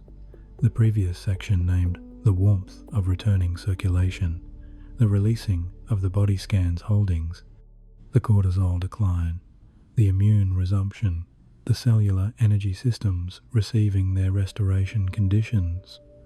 All of this from the accumulated contributions of the complete exhales of tonight's session. Each future complete exhale adds to what the previous ones have built. The exhale that is completing right now is adding to it. The pause at the bottom of this exhale is the contribution's concentrated moment, the maximum vagal signal, the maximum parasympathetic response, the maximum HPA recalibration input in the span of this breath cycle. Rest in the pause. The recharging is most concentrated here. Between the exhale completing and the next inhale beginning, there is a moment. The burnout breath tends to pass through this moment so quickly that it does not register as a moment to the next inhale, beginning before the awareness can locate the stillness between the departing breath and the arriving one. This is consistent with the burnout breath's broader characteristic of not completing the exhale, not completing the pause, not allowing the breath cycle to arrive at its natural resting point before beginning the next cycle. The burnout breath cycles in the continuous, slightly hurried, never quite arriving anywhere way of a body that has been in the output orientation for so long that even the breath's natural resting points have been abbreviated in service of the availability that the output mode requires. Tonight, the pause is being given its natural duration, not extended artificially allowed to be what it naturally is when the exhale has been genuinely complete. The specific, brief, physiologically significant stillness that exists at the bottom of every fully completed exhale in every human breath cycle, the moment at which the lungs have given what they have to give and the body rests before calling the next breath. This rest is real, not the absence of something, but the presence of the specific, concentrated quality of the parasympathetic nervous system at its most fully expressed state within the breath cycle. Feel it arriving with the next complete exhale. As the exhale travels to its end, the lungs emptying more fully than the burnout breath has been allowing, the belly falling with the departing air, the diaphragm ascending toward its highest point, attend to the very end of the exhale's movement, not to the middle of the exhale or to the area of the exhale, where the breath is still moving to the very end. The specific moment when the movement has concluded and the lungs are at their most empty, and the body is at its momentary resting point within the cycle. And there in that specific, brief, entirely natural moment rest, not holding the breath, being present in the pause. The distinction is important for the burnout body. The burnout person tends to interpret any instruction to pause as an instruction to hold, to maintain something in the static quality of an effortful stillness. The pause at the bottom of the exhale is the opposite of this. It is the absence of effort, the specific, available, effortless quality of the body at its momentary rest within the breath cycle.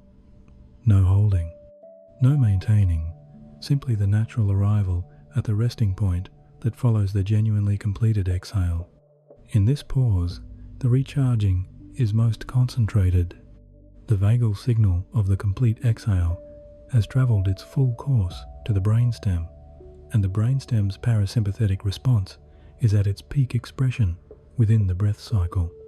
The heart rate is at its lowest point of the cycle. The specific, measurable, vaguely produced reduction in the heart rate that the complete exhale delivers.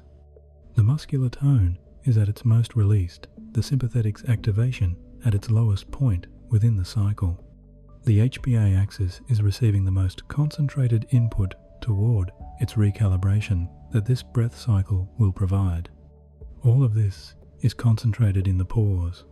The specific, brief, apparently small moment between one breath going out and the next breath coming in is the location of the recharging's most intensive biological work, not the middle of the inhale, not the forced hold at the top of the inhale, the pause at the bottom of the complete exhale, the natural, effortless, available with every complete breath resting point that the burnout breath has been passing through too quickly to receive what it offers.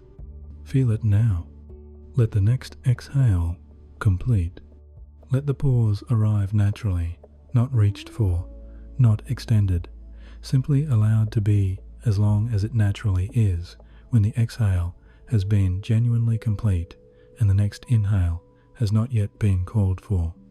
And, in the pause, simply receive the recharging's most concentrated moment, offered freely with every complete exhale, available in the specific, entirely unpretentious, always accessible form of the body's own natural rest point within its most continuous function.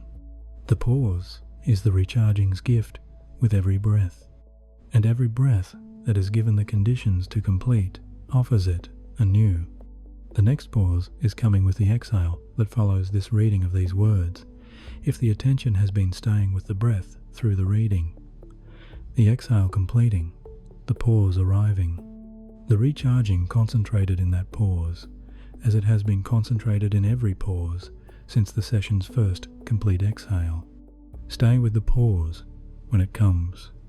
The recharging is most available there, and it is available with every breath.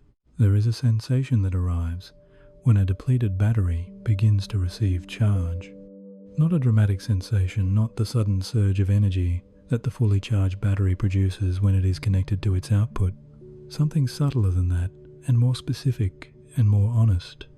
The specific, quiet, interior quality of a system that has been running on reserve and is receiving, for the first time in a long depletion period, the conditions it needs to begin refilling. Not yet full, beginning to fill. The difference between the two is enormous, and the sensation that belongs to the beginning is its own specific thing.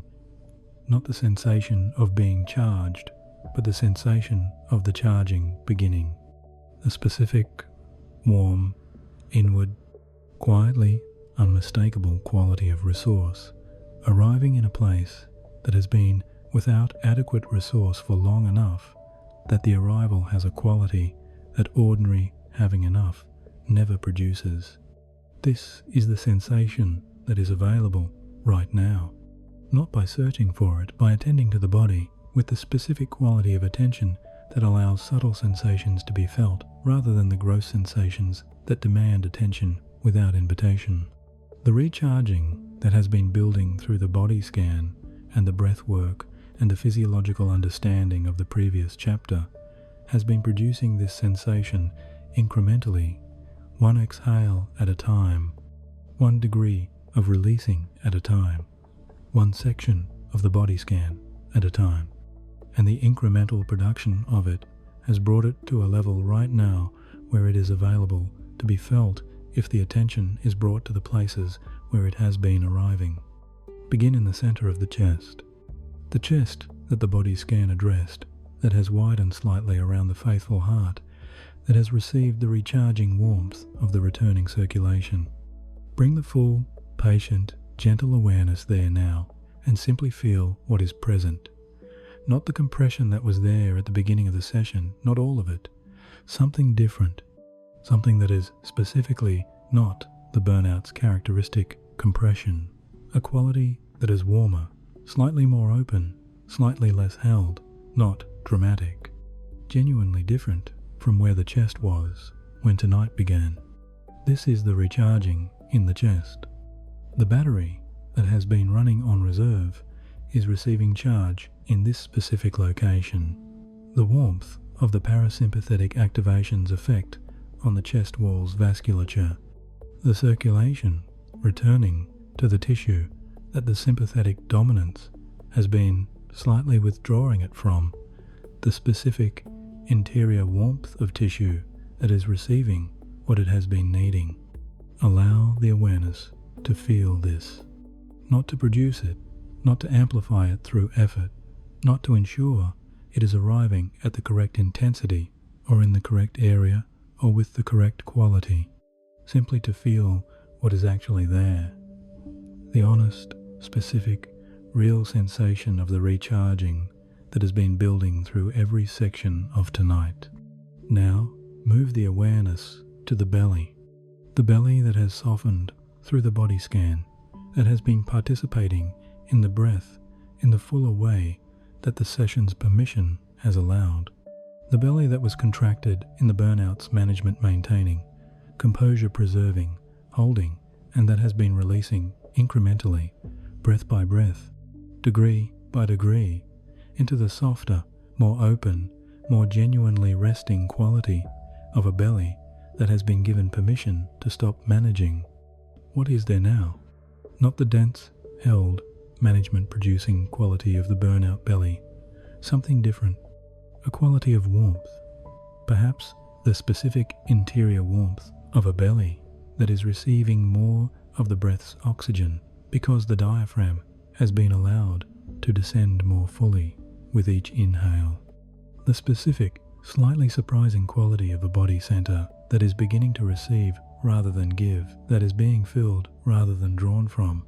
This is the battery beginning to fill, not metaphorically as the specific, felt, honest, physical sensation of a body whose systems are receiving the conditions for their restoration and are responding with the genuine, biological, self-directing process of beginning their return toward their adequate operating state. The lower back now, warmer than it was, not completely released from the burnout period's dense holding, genuinely warmer, the circulation having returned a degree into the tissue that the body scan and the breath have been sending it.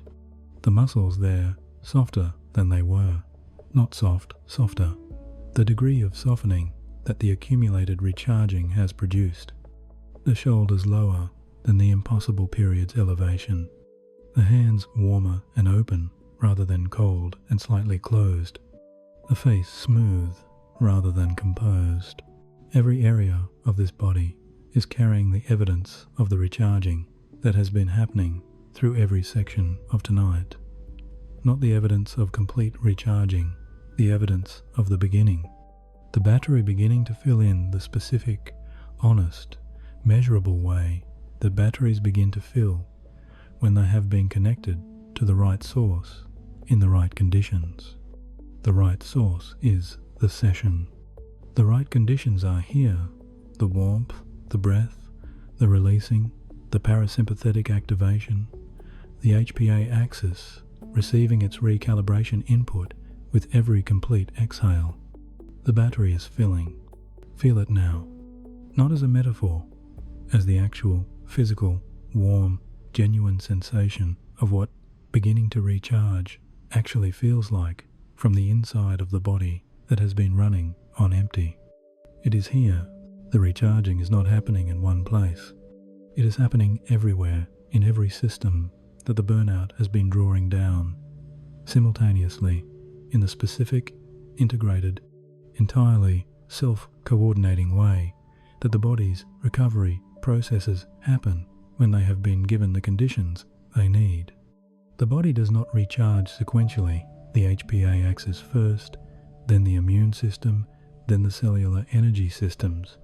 It recharges as the integrated, intelligent, extraordinarily sophisticated biological system it is, every system receiving the recharging conditions simultaneously, each system's recharging, reinforcing every other system's recharging. The whole body moving together toward the recovery that the burnout period's sustained output mode has been preventing. Feel the integration of it right now. the HPA axis receiving its recalibration input with every complete exhale, the cortisol pattern beginning its return toward the healthy diurnal rhythm, the morning peak that the burnout has been flattening beginning to find its way back, the evening trough that the burnout has been preventing from fully arriving beginning to deepen, not fully in the degree that tonight's accumulated vagal signal has produced, and the degree is real, the autonomic nervous system shifting its balance. The sympathetic branch, which has been dominant through the entire burnout period, which has been holding the alert state, the output orientation, the continuous giving posture, receiving the parasympathetic activations advance, and stepping back by the degree the accumulated evidence warrants, not completely by the degree, and the stepping back of the sympathetic allows the parasympathetic to step forward by the same degree, the autonomic balance shifting, breath by breath, in the direction of the recovery branch's greater expression. This shift is happening right now in the specific, physiological, measurably real way that autonomic shifts happen in the heart rate's variability, in the muscular tone's reduction, in the peripheral vasculature's dilation, in the digestive system's beginning to resume the maintenance activity that the sympathetic's dominance has been suppressing. Every one of these changes is a specific, real, occurring right now expression of the recharging underway. The immune system is beginning its resumption. The natural killer cells and the regulatory T cells and the specific immune surveillance mechanisms that the sympathetic dominance has been suppressing are receiving, in the parasympathetic's advancing activation, a signal that the suppression can ease. The immune system's resumption in the conditions of the parasympathetic state is not dramatic, it is gradual, specific, real. The immune intelligence that has been running at reduced capacity through the burnout period is beginning to return to a more adequate operational level in the conditions the session has created. The cellular energy systems are receiving. In the muscles, the mitochondria that have been producing ATP from the stressed, overextended conditions of the burnout period beginning to receive the different conditions of the recovery state. The specific cellular level redirection from the emergency production conditions of the sympathetic state toward the restoration conditions of the parasympathetic state. Each cell in the muscle tissue receiving in the parasympathetic activation's expression, the conditions that allow the cellular energy systems to begin their genuine restoration rather than their continuous emergency production. In the brain, the specific neural tissue that has been running the burnout's characteristic patterns of sustained output, sustained vigilance, sustained management and anticipation, and giving, receiving the conditions of the parasympathetic state, and beginning the specific neural restoration work that genuine recovery allows. The glymphatic system, the brain's waste clearance system, to most active during the deep sleep stages that the burnout has been shortening, receiving in the conditions of the session the beginning of the activation that the deep sleep will deepen through every remaining hour of the night. Every system receiving simultaneously. The body, as the integrated, intelligent, entirely self-directing recovery system, it has always been capable of this recharging, designed for this recharging, needing only the conditions that the burnout period has been preventing. The conditions are present now in a way they have not been present in any comparable period of the impossible period. And the body, which does not require instruction or supervision for its recovery intelligence, which knows at every level of its extraordinary biological sophistication exactly what to do when the conditions allow, is doing it. Every system, simultaneously, right now, allow this to be fully received, not as a description of something that might be happening somewhere below the level of awareness, but as the accurate account of something that is genuinely, specifically, biologically happening in this body, in this room, in this moment. The recharging is not approaching, it is here. It has been here since the first complete exhale sent its vagal signal. It has been deepening through every section, and it is at its deepest available level right now. The accumulated work of the body scan and the breath and the physiological understanding all contributing to the conditions that every system of this body is currently using to begin its genuine return. Feel the wholeness of it. Not one area, not one system, the whole. The warm feet and the releasing lower back and the softened belly and the wider chest and the lower shoulders and the open hands and the smooth face, all receiving simultaneously, all recharging in the integrated way of a body that has been given what it needed and is responding with every available process of its recovery intelligence. The whole burnout body recharging at once, right now. This is what the session was built to provide, and the body is receiving it with everything it has.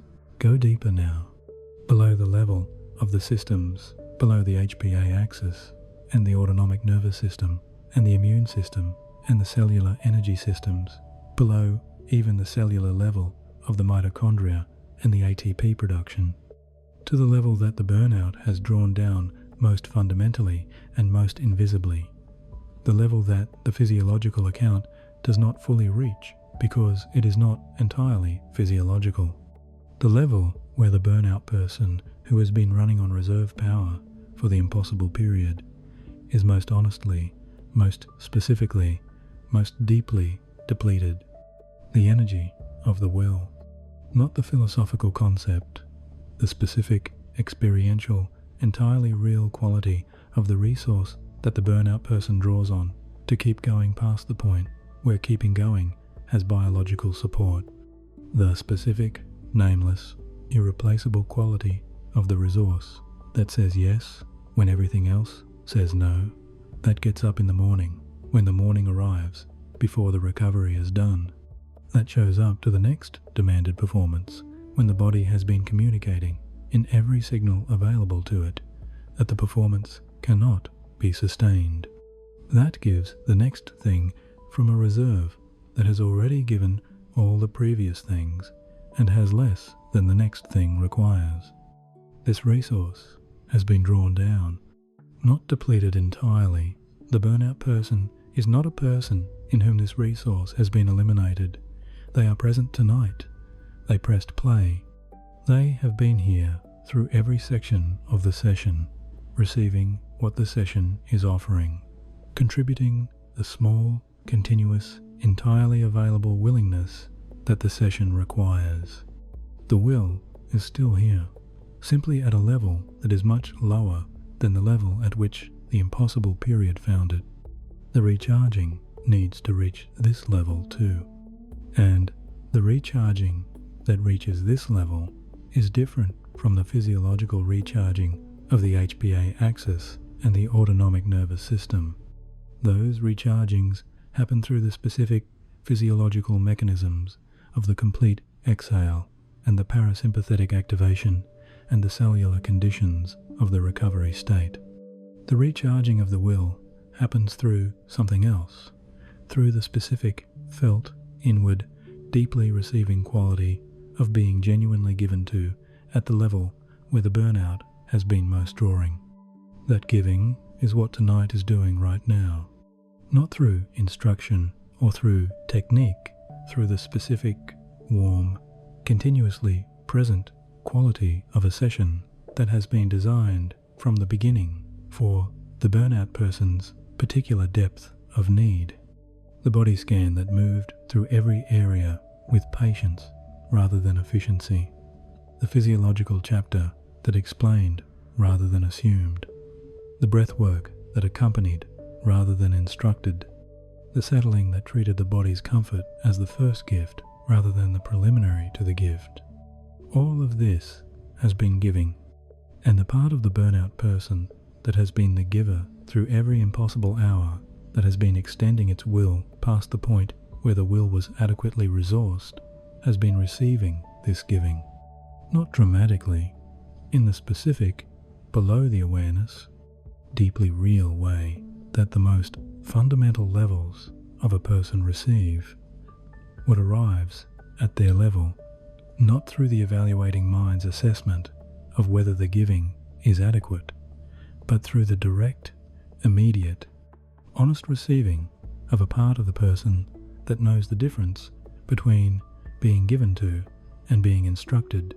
This part has been receiving tonight, and in the receiving something that has not happened through the impossible period, something that the burnout's continuous output orientation has prevented the resource at this level has been accumulating rather than depleting.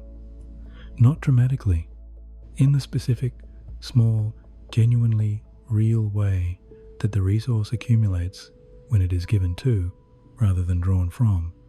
The will that has been at its lowest level of the burnout period has a small, specific, honest amount more of itself than it had when tonight began. This is the cellular level of the recharging, not the mitochondria's cellular level, the human cellular level, the most fundamental, most personal, most inalienable level of the burnout person's resource, the level from which all the giving comes and to which adequate giving to the giver must eventually arrive. Feel it now. Not the physiological warmth, the different warmth, the specific, interior, quiet, inward warmth of a part of the self that has been given to tonight rather than drawn from, that has received rather than given, that has been accompanied rather than required, that has been seen rather than used. This warmth is not the parasympathetic activation's warmth. It is the warmth of being genuinely cared for at the level that needed the caring, and it has been present through every section of tonight, building, accumulating the resource at the will's level, incrementally less depleted than it was when the session began. Not fully restored, incrementally less depleted. The battery filling not just at the physiological level, but at this deeper level. The level where the burnout has drawn down most silently and most thoroughly, and most without the acknowledgement that the drawing down deserved. That acknowledgement is here tonight, and the resource at this level is receiving it in the specific, quiet, entirely genuine way that the most fundamental levels of a person receive what they have been most needing and have most rarely been given. The recharging is here at every level, including this one. There is something the burnout person needs to hear before the recharging deepens into the sleep that is approaching. Something that the burnout period has specifically, systematically, through every demanded hour and every expected output and every performance of capability that the impossible period required, withheld.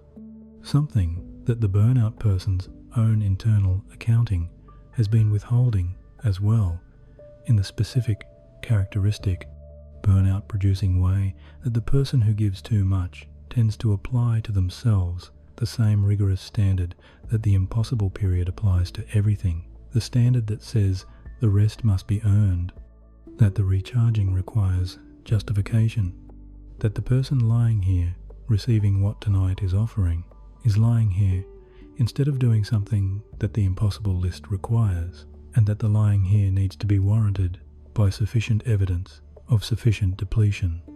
The rest does not require earning. This is the most important thing the burnout person needs to hear, specifically at this specific moment in the recharging, because the guilt about rest is one of the burnout's most consistent and most physiologically costly features. The burnout person who lies down and spends the lying down monitoring whether the rest is sufficiently deserved, who cannot simply receive the recharging because some part of them is assessing whether the receiving is appropriate, is spending a portion of the parasympathetic activation's available resource on the assessment rather than on the recharging. The monitoring mind's activity is the alert state's cognitive expression. The alert state and the recovery state cannot fully coexist. Every moment, the monitoring mind is assessing the worthiness of the rest is a moment the recovery state's resources are being partially diverted toward the monitoring. The monitoring is honest. It has been trying to protect the burnout person, trying to ensure that the rest is not taken at the expense of something more important, that the recharging does not come at the cost of responsibilities that will suffer without the burnout person's continued output. This is the monitoring doing what it has learned to do through the impossible period, maintaining its investment in the outputs that the period has required, ensuring that the giver does not give too much to themselves at the expense of what the giving has been for. It has done its job, and the honest answer to its assessment is not whether the burnout person has suffered enough to deserve the rest. It is whether the rest is physiologically necessary, and the answer to that question is not ambiguous. The HPA axis dysregulation that the burnout has produced is a physiological necessity. The autonomic imbalance that the burnout's sympathetic dominance has created is a physiological necessity. The cellular energy depletion that the burnout's sustained output has been producing is a physiological necessity. The rest that tonight is providing is not a luxury that requires sufficient suffering to justify. It is the biological requirement of a body and a mind that have been operating past their sustainable parameters for the duration of the impossible period. The battery does not need to justify its need for recharging. It needs only to be depleted, which this battery is, specifically, measurably, physiologically, honestly. The depletion is the justification. The need is sufficient. The recharging is not being taken from anything more important than the body's genuine, urgent, physiologically real requirement for the specific conditions that tonight is providing. Allow the monitoring to receive this, not as an argument it needs to evaluate as the specific, honest, physiologically grounded answer to the question it has been asking. The question was, is this warranted? The answer is yes, completely, without condition, without the need for further evidence or further suffering or further demonstration of the worthiness of the depletion. The monitoring has done its job. It has assessed. The assessment is complete.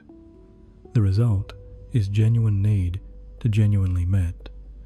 The monitoring can step into the background, and in the space that the monitoring stepping back creates the specific, available, warm, open space of a person who is receiving without assessing the worthiness of the receiving. The recharging can proceed to its next depth, not the depth of the body scans releasing, or the breathwork's vagal signaling, or the physiological recalibration of the HPA axis, the depth of complete, unconditional, fully permissioned receiving, the specific, extraordinary, burnout person-specific depth of lying here in this warmth and this breath and this recharging and allowing all of it without guilt, without the monitoring's background assessment, without the sense that the rest is being taken from something more deserving to arrive and do its work. You have earned this rest, not through sufficient suffering, through the specific, real, honest act of having given what you have given through the impossible period and having arrived at tonight genuinely, physiologically, measurably in need of what tonight is providing. The need is sufficient. The recharging is real. The receiving is complete. And the sleep that is coming, the deep HPA recalibrating, parasympathetic activating, cellular energy restoring, genuinely restorative sleep of a body that has been given the right conditions for the first time in the impossible period is the next depth that the complete receiving makes available. There is a warmth that belongs specifically to the recharging, not the warmth of the blanket or the room. Those warmths have been present since the settling began, and they are real. and they are part of the recharging's conditions. Not even the warmth of the releasing body scan that has been building through every section, a warmth of circulation returning to the places the burnout's sympathetic dominance had been withdrawing it from. That warmth is also real, and it has been accumulating through every complete exhale and every degree of the body scan's releasing. This is a different warmth, the specific, interior, inward warmth that belongs to a body that has been running on reserve power and has just received for the first time in the impossible period the conditions that allow the recharging to be genuine rather than the ordinary. Rest's partial and insufficient approximation of it. The warmth that a depleted battery produces when it has been connected to the right source. Not the heat of rapid charging, the specific, quiet, interior warmth of a system that is receiving what it needs and responding with the honest biological expression of resource arriving. Feel it in the center of the body first. The chest, which has been the burnout's most central location of depletion, the place where the running on empty is felt most acutely and most honestly, has something in it now that was not there at the beginning of tonight. Not the compression of the burnout, not the tightened, slightly armored, composure-maintaining quality of a chest that has been managing its presentation through every demanded interaction of the impossible period. Something warmer than that. Something that is the beginning of the opposite of the compression, not the dramatic opening of a chest that has been fully restored, but the genuine, specific, honestly produced increment of opening that the recharging's accumulated work has created. The warmth of the recharging is there, in the chest, behind the sternum, in the specific place where the reservoir of the burnout person lives, or has lived, reduced and drawn upon and giving from its reserve for the duration of the impossible period. In that place where the running on empty has been felt most personally and most quietly, the recharging warmth is arriving. Follow it now with the awareness, not directing it, following it. The recharging warmth moves through the body in the specific, unhurried, circulation-following way of warmth that is being produced by the body's own returning resources rather than by any external source, following the arterial pathways, moving with the heartbeat, each pulse carrying the warmth a fraction further into the tissue that is receiving the parasympathetic activation's expression in the peripheral vasculature, arriving in the belly with the belly's own slower, deeper movement, spreading across the chest with each widening of the chest wall that the more complete breath produces, moving into the shoulders that have fallen. The warmth arriving in the trapezius muscles that have been carrying the roll's weight and that are, in the degree the recharging has produced, releasing that weight into the warmth. Not all of it, the degree, and the degree of warmth arriving in shoulders that have been carrying the impossible period's load for its entire duration is the specific, real, felt warmth of resource arriving where resource has been most conspicuously absent, moving down through the arms, into the open hands.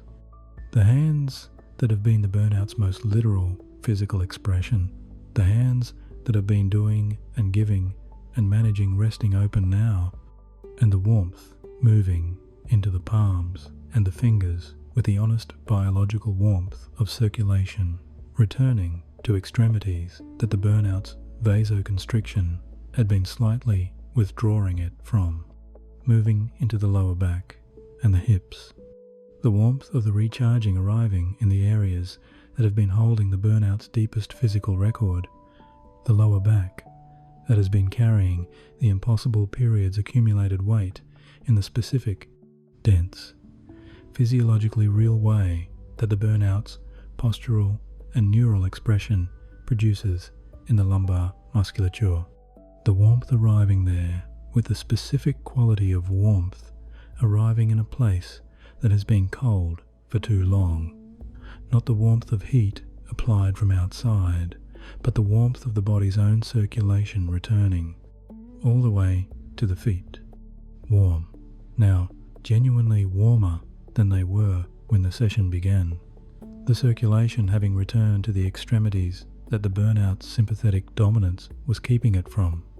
The whole body warm, not uniformly each area receiving the recharging warmth in the degree that the accumulated work of the session has produced, and the accumulation across every area is the whole body recharging warmth, the specific interior, inward, entirely genuine warmth of a burnout body that is, for the first time in the impossible period, being genuinely, comprehensively, specifically recharged. Receive this warmth.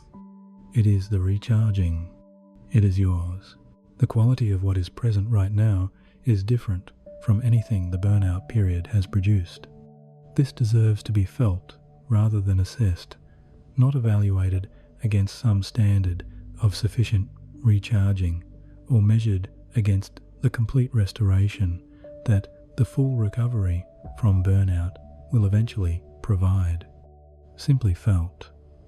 The specific, immediate, directly available quality of this moment, this body, this warmth, this breath, this depth of rest as something genuinely, specifically, honestly different from the ordinary quality of the burnout period's nights. Compare it not extensively, not with the burnout mind's characteristic tendency to extend every comparison into an analysis. Simply notice the difference between where tonight began and where tonight is now. The breath at the beginning of the session, the burnout breath's characteristic incomplete, slightly held, output-serving quality, and the breath that is present right now, slower, more complete on the exhale, the belly participating, the pause at the bottom, arriving and being rested in rather than passed through.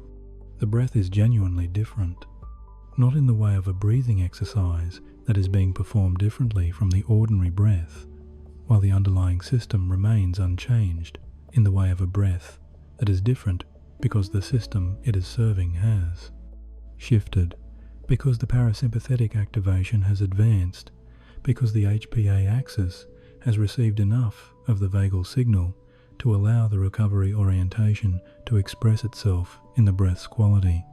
The body at the beginning of the session, the elevated shoulders, the contracted belly, the compressed chest, the held jaw, the cold feet, the slightly closed hands, and the body that is here right now, the shoulders lower, the belly softer, the chest wider, the jaw open, the feet warmer, the hands open. Not dramatically different, genuinely different. Each change small, each change real. The accumulation of small, real changes across every area of the body, producing a total difference in the body's state, that is the specific, physiological, measurable expression of the recharging that has been underway through every section of tonight. The quality of the mind, the burnout mind's characteristic quality of heaviness and difficulty, and the persistent, dispiriting sense of running on insufficient resource is different too. Not eliminated. Lighter, perhaps, or less close, or simply different in the specific, a quiet way that the mind is different when the body it lives in has shifted its state from the burnout's characteristic sympathetic dominance toward the parasympathetic activation's gentler, warmer, more internally available quality. This is the recharging rest, not the ordinary rest of the burnout nights, which provides some restoration, while the underlying physiological dysregulation continues its occupation of the systems that the restoration requires. The recharging rest that is present right now in this body, the rest that the parasympathetic activation is genuinely, specifically, fully providing in the conditions the session has created, the rest that the HPA axis recalibration has been advancing through every complete exhale, the rest that the cellular energy systems are beginning to use to restore what the burnout has been drawing down. The difference between these two rests is real. The burnout person, who has experienced the ordinary rest's insufficiency through every night of the impossible period, may find the quality of tonight's rest slightly unfamiliar, slightly more restful than the ordinary. Nights slightly warmer, slightly more genuinely receiving than the ordinary rest that has been going through the motions of restoration, while the underlying dysregulation has been preventing the restoration from fully arriving. This unfamiliarity is the recharging's signature. The ordinary rest feels familiar because it has been the consistent, recurring experience of the burnout period's nights. The recharging rest feels slightly different because it is different, because the conditions are different. The physiological state is different. The parasympathetic activation is more complete than the burnout's ordinary nights have been allowing. The HPA axis is receiving input toward its recalibration that the ordinary nights have not been providing. The unfamiliarity is not a reason for suspicion. It is the evidence that tonight is providing something different from what the burnout nights have been providing. Different is exactly what was needed. Different is what the impossible period's ordinary nights have not been. Rest in this different quality now, not monitoring it, inhabiting it. The specific, warm, genuinely different quality of the burnout body in the beginning stages of genuine recharging. Not fully recharged, the battery genuinely filling in. The honest, incremental. This is how it actually works way of a real biological process rather than a promised overnight transformation. The filling is real. The warmth is real. The different quality of rest is real. It belongs to you tonight. Allow the awareness to expand now past the breath, past the specific warmth in any single area, past the monitoring of whether the recharging is proceeding adequately to take in the whole of the experience at once, not analytically, simply as the direct, available, a felt experience of what is here right now, in this body, in this room, in this specific and unrepeatable moment of a night that is different from every ordinary burnout night that has preceded it. Feel the feet warm and heavy and given completely to the surface that has been holding them since the settling began. The legs heavy in the specific, relief-filled way of limbs that have given up their upright readiness and are resting in the full, dense, genuine heaviness of genuine rest. Feel the hips and the lower back softer than they were when the session began. The accumulated record of the impossible period still present in the tissue there, but present differently, less braced, less acute, the holding reduced by the degree that the recharging has produced. The specific, honest, genuinely different quality of lower back tissue that has received the recharging warmth and has responded with the real, breath-paced, patience-requiring degree of releasing that the burnout's depth demands. Feel the belly moving with the breath in the fuller, more complete, more genuinely participating way that the session's accumulated permission has created. Rising with the slow inhale, falling with the complete exhale, the burnout's characteristic contraction soften to the degree that tonight has made available. Feel the chest, the warmth there, the specific, interior warmth of the recharging in the place where the burnout's depletion has been most immediately felt. The chest that has been the reservoir drawn from, running low, maintaining its function from reserve now receiving, the warmth of resource arriving rather than departing, the specific quality of the recharging in the center of the body where the running on empty has been most personally experienced. Feel the heart inside the chest, still beating, faithfully, unconditionally, exactly as it has been, beating through every hour of the impossible period, but now beating in conditions that are genuinely different from the burnout's conditions. The heart rate slightly lower than it was at the beginning of the session. The vagal tone improved through the accumulated complete exhales. The parasympathetic activation expressing itself in the specific, measurable, honestly different quality of the heart's rhythm in the recovery state compared to the output state. The heart beating in a chest that is warmer and slightly wider than the burnout period has been allowing. Feel the shoulders lower, the arms heavy, the hands open, the face smooth and private and belonging entirely to the person inside it, rather than to the external presentation that the impossible period has been requiring. Now allow this experience, this whole body, every area, integrated experience of the burnout body in the beginning stages of genuine recharging to become something more than an inventory. Allow it to become the experience of being inside a body that is being recharged, not observing it from outside, being inside it. The way a person is inside their body when the body is doing something extraordinary and the awareness is present enough to feel the extraordinariness from within. The body is doing something extraordinary right now.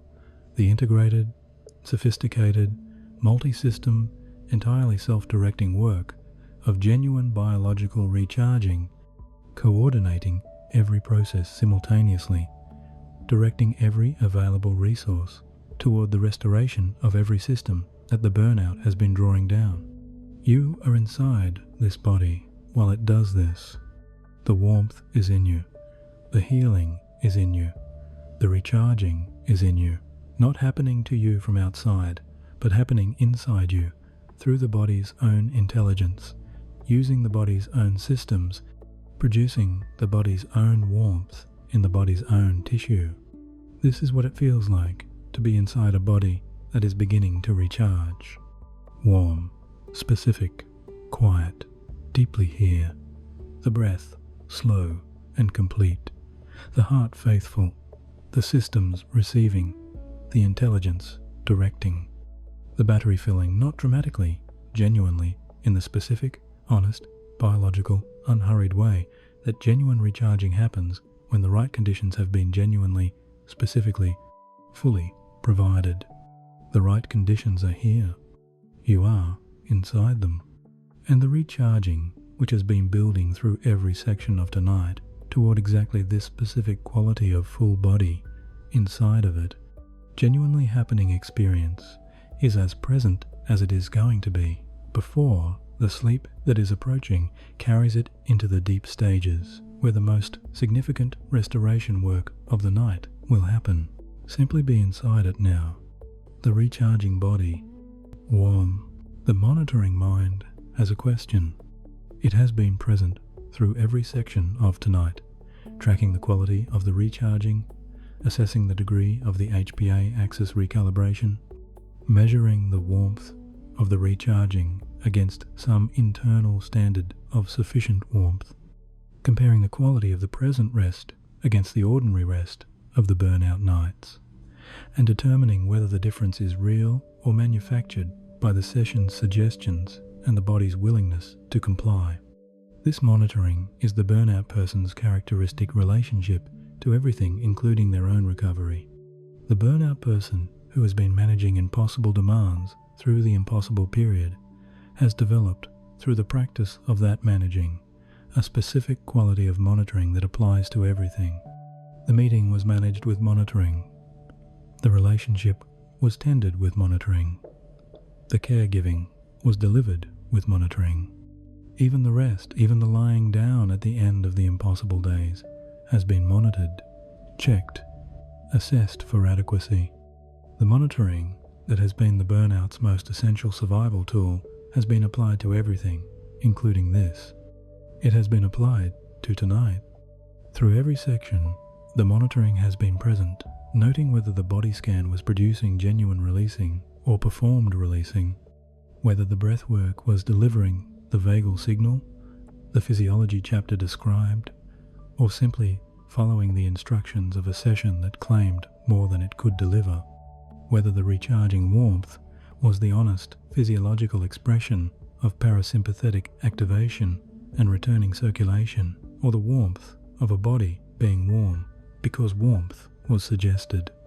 The monitoring has done its job, and it deserves, at this specific moment, the honest and specific answer to the question it has been asking. Not a reassurance. The burnout person has received too many reassurances in the impossible period to be comforted by another one. The specific, evidence-based, physiologically grounded answer that the monitoring's specific, evidence-seeking question deserves. Here is the answer. The recharging is real. Not in the way that the monitoring has been checking for, not in the way of a session that claims complete overnight restoration from a burnout period of months or years.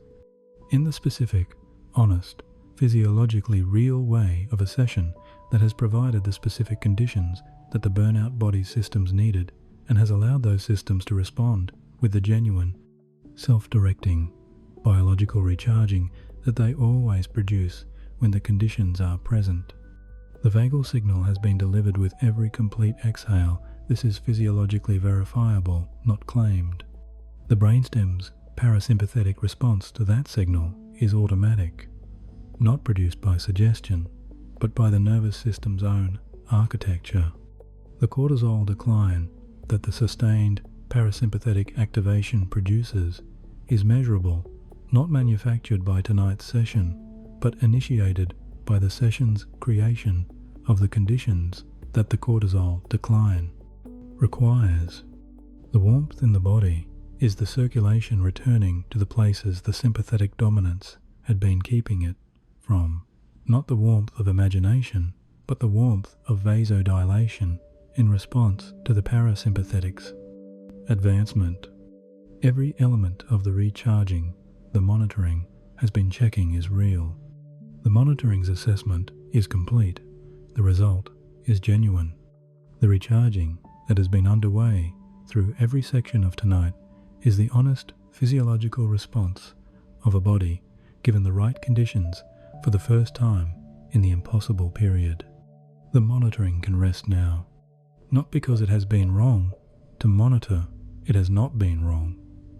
The monitoring has been the most appropriate response to a period that has required everything to be verified before being trusted. But tonight's verification is complete, the recharging is confirmed, and the monitoring's continued foreground presence at this specific moment, at the threshold of the sleep that will deepen the recharging through every remaining hour of the night, is the one remaining obstacle between the burnout body and the deep, restorative, HPA recalibrating sleep that the session has been building toward.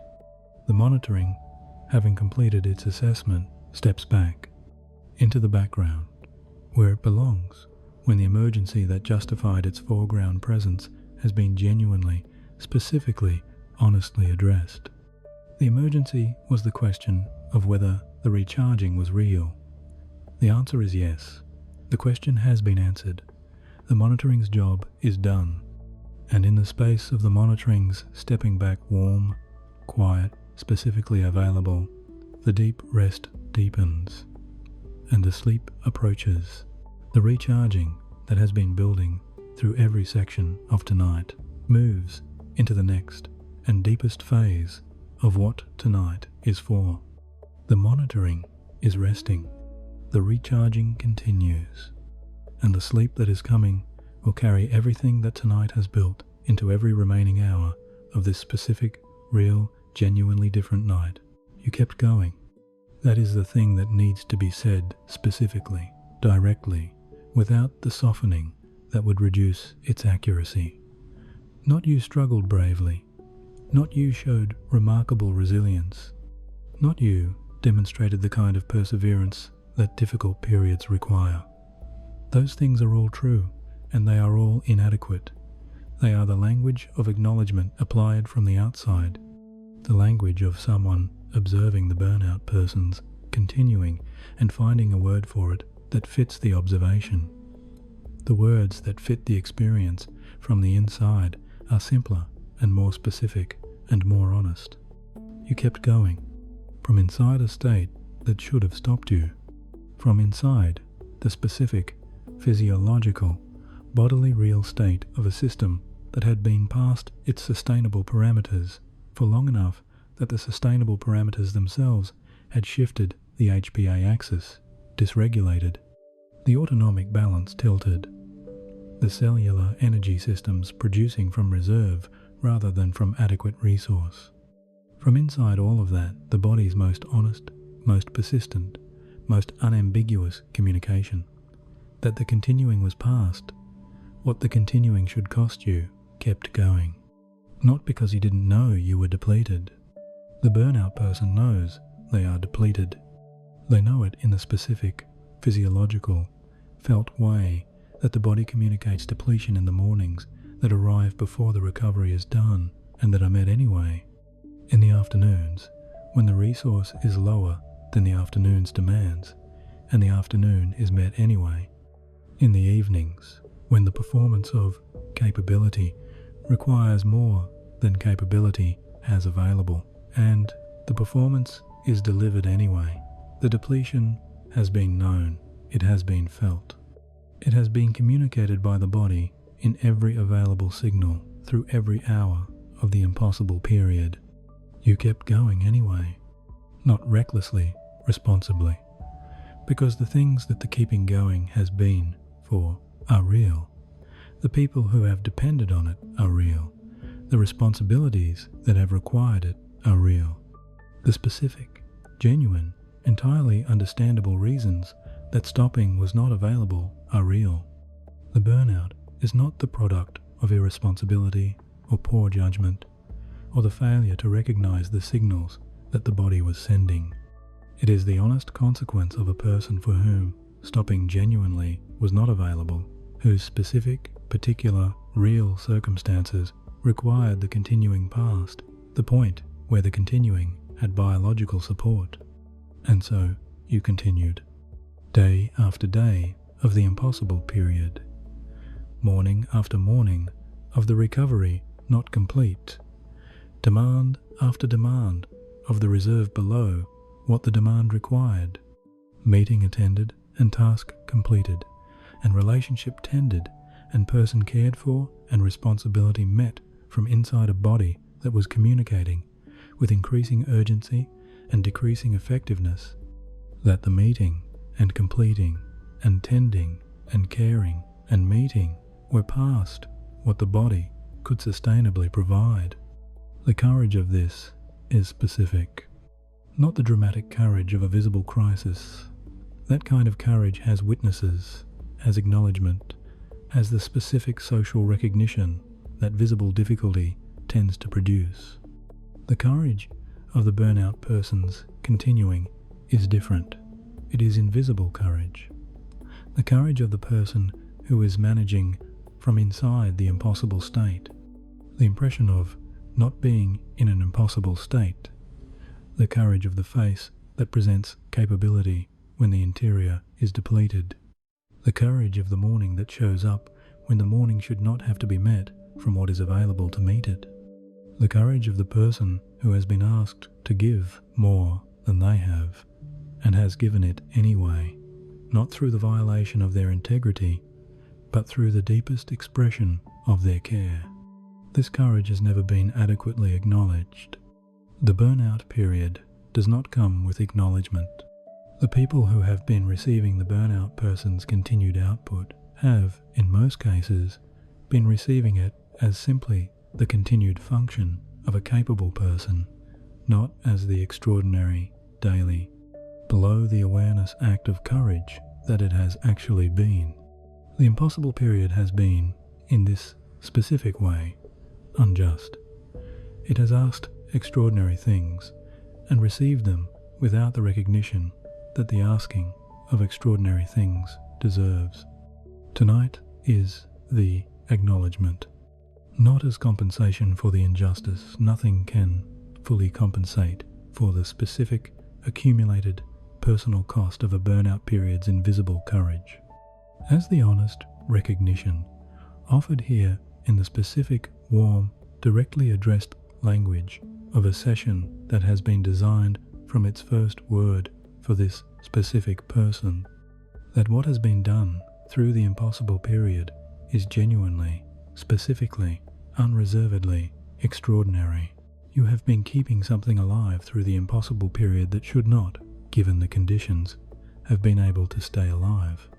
Your care, your presence, your giving, your showing up, these things have continued against the body's honest communication that the continuing was past what it could sustain, because they matter to you, and because the people and the things they serve matter to you, and because the specific quality of your character, the quality that the burnout is threatening but has not eliminated, is the quality a person who does not abandon what matters simply because the conditions have made the not abandoning extraordinarily costly. That quality is real.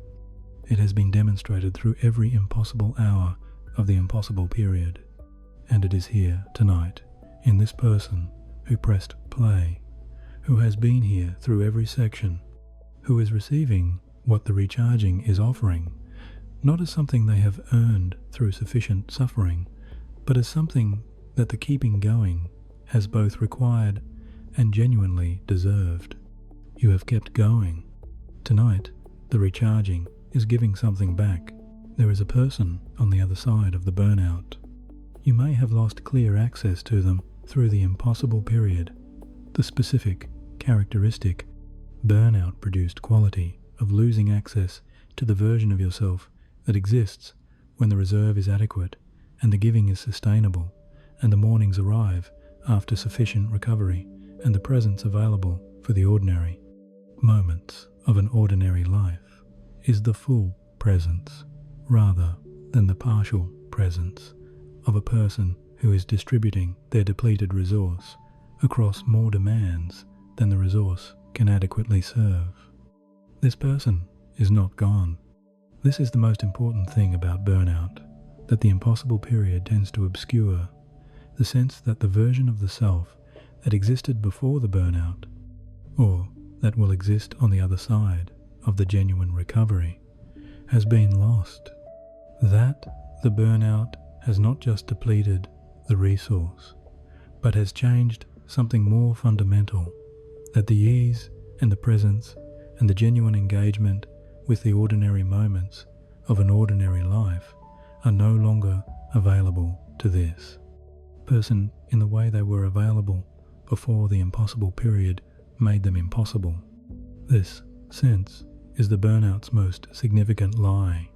The person on the other side of the burnout is not a different person. It is the same person with an adequate reserve. The qualities that the burnout has reduced or obscured, the ease, the presence, the genuine interest in things for their own sake rather than for the demands they represent. These qualities have not been eliminated. They have been made inaccessible by the depletion of the reserve from which they are funded. The person who cannot find ease in ordinary moments when the reserve is below sustainable is the same person who will find ease in those moments again when the reserve has been restored. The recharging restores the reserve. The restored reserve makes the qualities accessible again. You may feel something of them right now, in the warmth of the recharging, in the slightly more open chest, and the slower breath, and the deeper rest, and the warmth in the hands that are open rather than closed. There is a quality of the person on the other side of the like. Burnout that is briefly, specifically, genuinely available. Not the full version, the beginning version. The first glimpse of the self that exists when the reserve is not at its lowest. The specific, quiet, inward quality of a person who is, for this moment, receiving rather than giving, and who is discovering that the receiving produces a quality of experience that the burnout's continuous giving has been preventing. Feel this quality now. The ease of being simply here, without the next demand, immediately occupying the space that the current demand has vacated, without the burnout's characteristic forward-reaching into the next requirement while the current one is still being met. Simply here, in this warmth, in this breath, in this specific moment of the recharging rest that belongs entirely to the person inside it. No demand is being met right now. No performance is being delivered. No impression is being managed. There is simply this, the warm, quiet, slow breathing, recharging reality of a person who is, for these hours, entirely off the clock of the impossible period. That quality belongs to the person on the other side of the burnout, and it is briefly, genuinely, specifically available right now in the degree that the recharging has produced. The battery that is beginning to fill is beginning to power systems that the depletion has been leaving dark. The ease is one of those systems. The presence is one of those systems. The capacity for the full engagement with the ordinary moment is one of those systems, each one receiving the beginning of the recharging's resource, not yet at the level that full recovery will produce, at the honest level that tonight's beginning produces. This is enough to be felt. The person on the other side of the burnout is not theoretical. They are not the idealized, pre-burnout version of the self that the impossible period has made inaccessible. They are this person you with the reserve at an adequate level. And the reserve is not at an adequate level yet, but it is higher than it was at the beginning of tonight. Not dramatically, genuinely. The specific, small, honest increment of higher that the recharging has produced through every breath and every releasing and every section of the session. That increment of higher is the person on the other side of the burnout approaching, not arrived approaching, in the specific, measurable, entirely real way that a battery that is recharging is approaching the capacity that will allow it to power what it was designed to power. The approach is not yet the arrival. The approach is not nothing. The approach is the specific, real, directional quality of a process that has a destination and is moving toward it with the honest, biological, entirely trustworthy progress of a system that has been given the right conditions and is responding with the genuine recharging those conditions produce. The person on the other side of the burnout is the destination, and tonight is the beginning of the approach. Feel the direction of the approach right now, in the warmth, in the breath, in the open hands, and the wider chest, and the slower heart rate, and the parasympathetic activation that is more fully expressed in this body right now than at any point in the impossible period. The approach is real, the destination is real, and the recharging that is moving this person toward that destination is real, genuinely, specifically, physiologically real, in the way that genuine biological processes are always real. You are approaching. In the most honest and most important sense, you are on your way back. The body that has been running on empty deserves its own acknowledgement, not the mind's acknowledgement of the body's depletion. The mind has been aware of the depletion through the impossible period, has been managing it, has been working around it, has been finding the additional resource from somewhere when the body's honest account said the resource was not there. The mind has been managing the body's depletion as a logistical problem to be navigated rather than as the specific, real, physiological communication of a biological system that has been given too much and has been asking through every available signal for the conditions to restore what the too much has drawn down. The body's own acknowledgement, the recognition offered here in the specific, warm, directly addressed language of a session that has been designed for the burnout body's particular depth of need, that what the body has been doing through the impossible period has been extraordinary, not in the way that visible achievements are extraordinary in the quiet, continuous, below the awareness way of a biological system that has maintained its essential functions through conditions that exceeded its sustainable parameters without stopping, without ceasing any of the critical operations that keep the person inside it present in their life, the breath that has continued.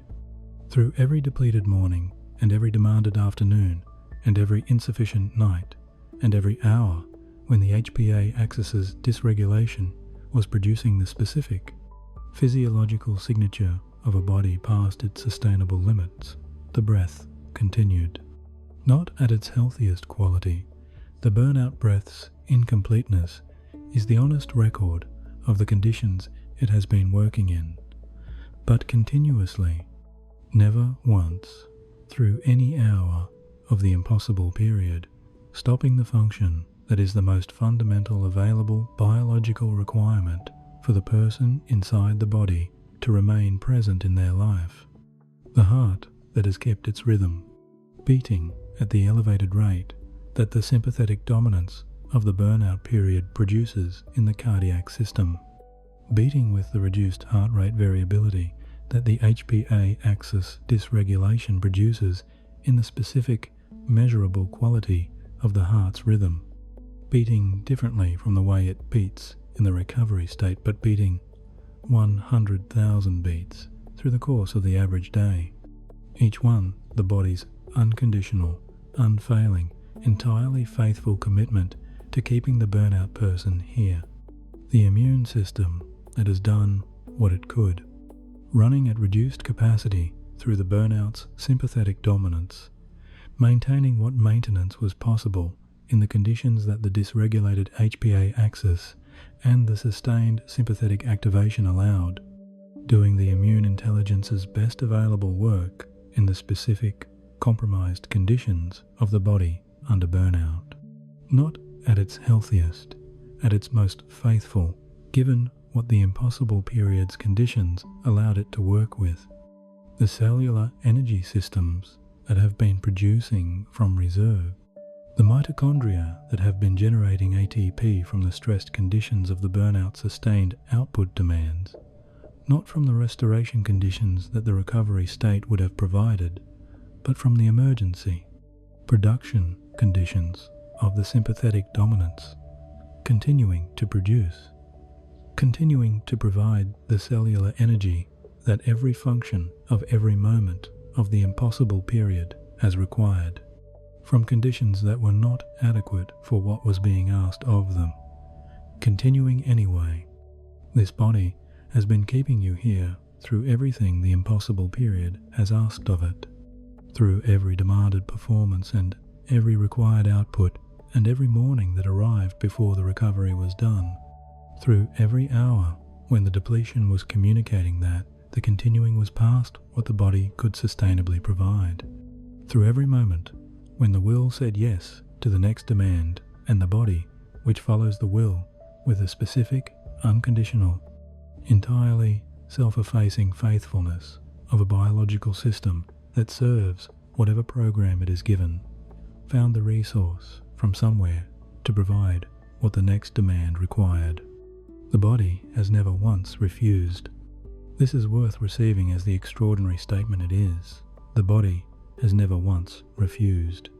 Through every hour of the impossible period, through every signal it sent that was ignored or managed or worked around rather than responded to, through every morning's alarm and every afternoon's depleted production and every night's insufficient restoration, the body has continued to provide, to breathe, to beat, to produce, to circulate, and to metabolize, and to maintain the cellular functions that keep a person alive and present through the specific, extraordinary, entirely ordinary conditions of a life being lived past its sustainable limits.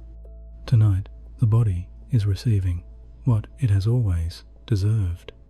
The specific, physiological, correctly calibrated conditions of genuine recharging, the HPA recalibration, the parasympathetic activation, the cellular energy systems receiving their restoration conditions, the warmth of the returning circulation arriving in every area the burnout's vasoconstriction has been withdrawing it from, all of it given to the body that has been giving everything through the impossible period, given without condition and without the requirement that the body demonstrate its worthiness of the receiving by producing something in return, simply given, because the body is worthy, because the body has always been worthy, has been worthy through every moment of the impossible period, has been the most faithful companion the burnout person has had through everything, has been present and continuing and providing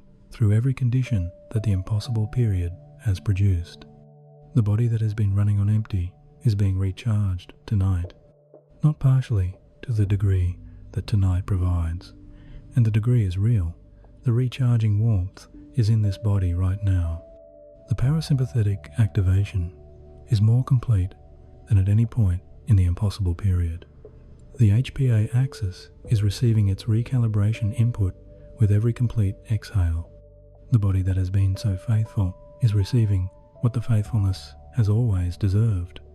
Tonight, in this warmth, in this rest, in this genuine, specific, fully resourced recharging, the recharging sleep is here, not approaching from somewhere far ahead here, already present at the edges of the experience in the specific, warm, felt quality that the sleep's approach produces when the conditions have been genuinely, correctly, fully provided, and the body has been given what it needed to make the crossing from the recharging rest into the recharging sleep that will carry the restoration through every remaining hour of the night. Feel the approach in the thoughts. If there are still thoughts, and there may be, the burnout mind's characteristic difficulty with the threshold of sleep having been one of the most specific and most privately painful features of the impossible period. The thoughts at this threshold are different from the thoughts of the ordinary burnout night. The burnout night's threshold thoughts tend to have the characteristic urgency of the impossible period's concerns, the unfinished items presenting themselves in the quiet, the demands of tomorrow arriving in the space created by the day's demands having finally ceased. These thoughts are familiar. They are the reason the impossible period sleep has been preceded by lying awake, and the reason the lying awake has added its cost to the already depleted reserve. Tonight, the threshold thoughts are different, not absent. The burnout mind does not simply stop its activity because a session has been provided and the conditions have been created, but softer, less urgent, carrying less of the impossible period's characteristic pressure, arriving with the specific, quieter quality of thoughts, arriving in a mind whose HPA axis has been receiving its recalibration input for the duration of the session, whose cortisol is lower than the burnout's ordinary nighttime level, whose parasympathetic activation is higher, whose nervous system is in a genuinely different state from the state that has been producing the burnout's characteristic threshold, lying awake.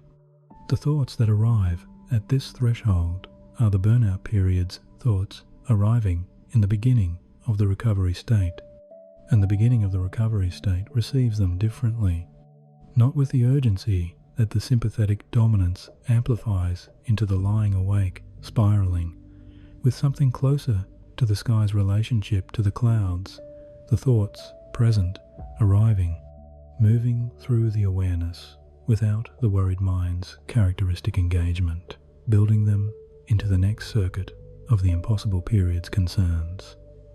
The thoughts are there.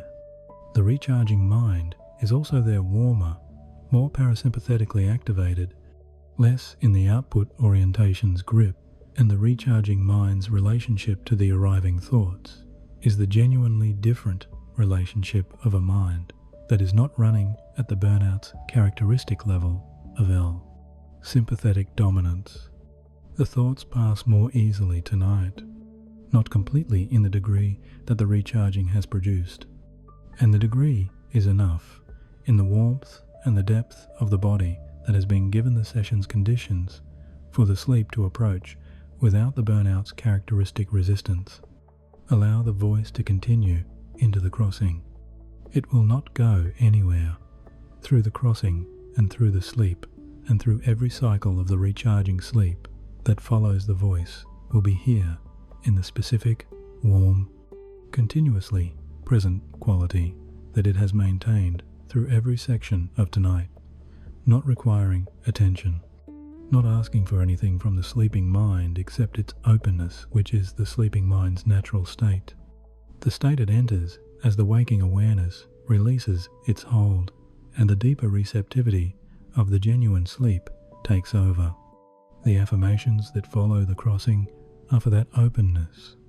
They will carry the recharging's work forward through every sleep cycle, speaking to the subconscious that receives what the sleeping night provides, reinforcing the HPA recalibration that the session has initiated, installing the specific burnout-addressed truths that the burnout's impossible period has been making difficult to maintain, confirming the identity of the burnout person not as the depleted, empty, running on reserve person of the impossible period, but as the recharging person, the person approaching the other side of the burnout, the battery filling, the reserve accumulating, the person on the other side of the recovery becoming fractionally more accessible with each hour of each genuine recharging night. Good night, said specifically and tenderly, more tenderly than any good night of the impossible period has been said to the person who has been keeping everything going from inside the state that no one fully sees. Tenderly in the specific, warm, directly addressed way that the burnout person most needs, not the professional warmth of a wellness recording, the specific, personal, entirely genuine tenderness of a voice that has understood from the first section to this last one exactly what it is like to be inside the impossible period and to have kept going and to have arrived at tonight depleted in the specific, physiological, deeply real way that burnout produces. You have been so faithful to the people who have needed you, to the work that has required you, to the responsibilities that have depended on your continuing, and to the session tonight, present through every section, receiving what the recharging has offered, giving the body and the mind the specific, unhurried, patient attention that the genuine recharging requires. The recharging sleep is going to carry everything that tonight has built into every remaining hour of the dark. The HPA axis will continue its recalibration. The parasympathetic activation will deepen through the sleep stages that the conditions have made more genuinely available. The cellular energy systems will continue their restoration in the recovery state's conditions. The body that has been running on empty will receive, through every remaining hour of this specific, real, different night, what the impossible period has been preventing it from receiving. This is what the recharging sleep is, and it is here. Let it carry you now. The body knows the way. The recharging has prepared it. These words will continue through the night, not as content that the conscious mind needs to track or follow or ensure is being received in the correct form. The conscious mind has completed its work tonight. It arrived at the beginning of the session carrying the burnout period's accumulated weight, the depletion and the wariness and the specific, justified skepticism of a person who has tried things before and found the trying insufficient for the depth of what the burnout actually is. It stayed through the settling and the breath and the body scan and the physiological understanding and the recharging and the deep rest. It received the acknowledgement of what keeping going has cost and the recognition of the person on the other side of the burnout and the honoring of the body that has been running on empty through everything. It has done everything that was asked of it tonight. What follows is not for the conscious mind. It is for the part that continues in the recharging sleep, the subconscious that receives through the night in the specific, below the awareness, entirely undefended way of the sleeping mind. The sleeping mind does not evaluate what it receives. It does not apply the monitoring mind's characteristic assessment of whether what is arriving is sufficiently credible or sufficiently supported or sufficiently appropriate for the specific, particular, unrepeatable version of the burnout that this person is carrying. It receives with the complete, unconditional, entirely receptive openness of the sleeping mind in the recharging sleep, the parasympathetic activation, creating the specific neurological conditions that the subconscious's deepest receptivity requires, the HPA recalibration advancing through every sleep cycle, the neural consolidation processes of the sleep stages integrating what the session has given into the deeper structures where integration happens. The affirmations that follow are written for this reception. They are specifically, deliberately, entirely calibrated for the burnout person's subconscious, for the specific beliefs that burnout installs at the deeper level, and that the conscious mind's management of the impossible period has been reinforcing rather than addressing. The belief that value equals output, the belief that rest must be earned, the belief that the depletion is permanent, that the battery that has been running on reserve for the impossible period cannot genuinely refill, that the person on the other side of the burnout is no longer accessible, that what the impossible period has drawn down is simply gone rather than depleted and refilling. Each of these beliefs is addressed through the specific first person, present tense, subconsciously addressed language that the sleeping mind receives as identity statements rather than as propositions to be evaluated. The sleeping mind does not distinguish between a statement heard and a statement experienced, to both register as something true about the self.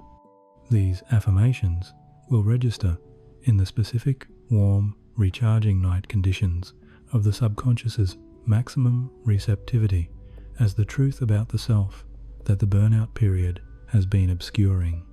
They are true, not aspirationally true, actually, specifically in the context of what tonight has delivered and what the body is doing right now and what the morning will receive from the hours between now and then.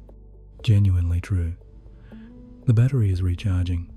The HPA axis is receiving its recalibration input. The person on the other side of the burnout is approaching. The rest is deserved without condition. The body is faithful. The recharging is real. All of it is true, and all of it is what the subconscious will receive through every sleep cycle of the recharging night. One affirmation per complete breath cycle. Arriving with the slow inhale. Settling with the complete exhale. The pause at the bottom of each exhale. Receiving each affirmation before the next breath begins. The rhythm of the recharging breath, carrying the recharging's language into the sleeping mind in the specific, integrated breath and language way that the session has been building toward through every preceding chapter. The breath delivering the vagal signal and the language delivering the identity truth. Simultaneously, the most complete available combination of the physiological and the psychological recharging, offered continuously through every remaining hour of the night. The voice is at its most tender here. The burnout person's subconscious has been carrying, underneath the impossible period's management, the specific, private, rarely acknowledged weight of the burnout's most personal cost. The cost to the sense of self, to the capacity for ordinary joy, to the experience of being adequately resourced for the ordinary moments of an ordinary life. The affirmations speak to this weight directly. They do not pass over it towards something more comfortable. They arrive in it warm, specific, directly addressed, and offer the subconscious the truths that the weight has been obscuring. The first affirmation begins now, with the next slow inhale, in the recharging sleep, in this warm and specific, and genuinely different night. My body is recharging right now, and the recharging is real. Breathing in, the battery is filling gradually, genuinely, with each breath of this recharging night. Breathing out, I am worth the rest that tonight is giving, without condition or reservation. Breathing in, my HPA axis is receiving the conditions for its recalibration through every sleep cycle. Breathing out, my body is recharging right now, and the recharging is real. Breathing in, I have been going too hard for too long, and tonight that is being genuinely addressed. Breathing out, the parasympathetic activation is deeper tonight than at any point in the impossible period. Breathing in, every complete exhale continues to deliver the vagal signal that the recharging requires. Breathing out, my body is recharging right now, and the recharging is real. Breathing in, the person I am on the other side of the burnout is real, and they are approaching. Breathing out, the battery filling is the approach genuine, incremental, measurably real. Breathing in, I wake tomorrow with more than I had when I lay down tonight. Breathing out, my body is recharging right now, and the recharging is real. Breathing in, I kept going through the impossible period, and the keeping going was extraordinary. Breathing out, the courage of continuing past the wall has never been adequately acknowledged until tonight. Breathing in, tonight acknowledges it specifically, warmly, with the full weight it deserves. Breathing out, my body is recharging right now, and the recharging is real. Breathing in, my immune system is resuming the activity that the burnout sympathetic dominance was suppressing.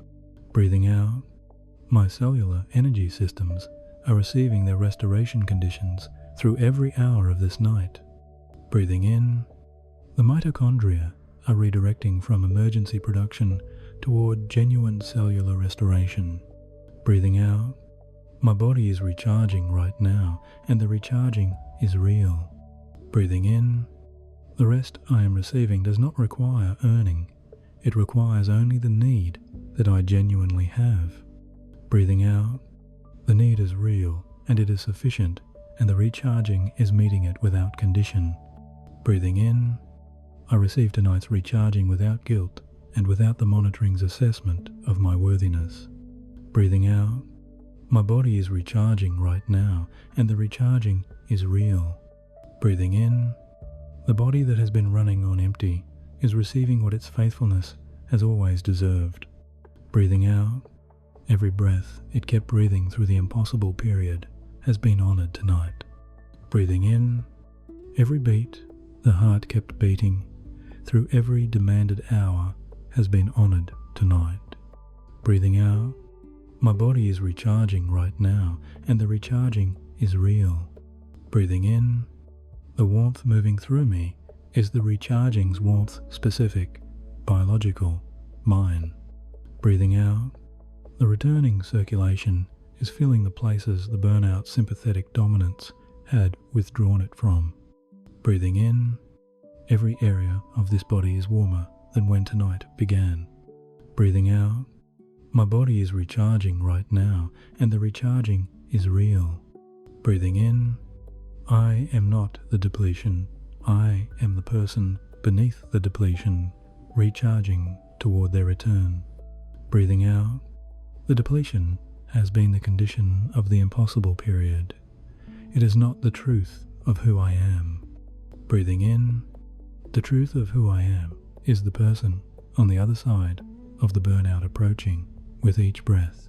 Breathing out, my body is recharging right now, and the recharging is real. Breathing in, the deep sleep stages that the burnout has been shortening are more available tonight. Breathing out, the glymphatic clearance is doing its work in the conditions the recharging has created. Breathing in, the neural consolidation of tonight's session is deepening through every sleep cycle. Breathing out, my body is recharging right now, and the recharging is real. Breathing in, I wake tomorrow genuinely further along the recharging than when I lay down. Breathing out, not fully recharged, genuinely further. And genuinely further is real, and it matters. Breathing in, each recharging night adds to the previous one. Tonight is one essential night of the return. Breathing out, my body is recharging right now, and the recharging is real. Breathing in, the night is long, and the recharging is genuine, and the body is faithful. Breathing out, I am held through every remaining hour by the warmth of the recharging and the faithful body that receives it. Breathing in, that is enough. That is more than enough. Tonight, that is everything. Breathing out, my body is recharging right now, and the recharging is real. Breathing in, I am more than the burnout that has been visiting me. Breathing in, the impossible period has asked more than any person should be asked, and I gave it anyway. Breathing out, that giving is complete now, and the receiving has begun. Breathing in, the recharging is the receiving genuine, specific, physiologically real.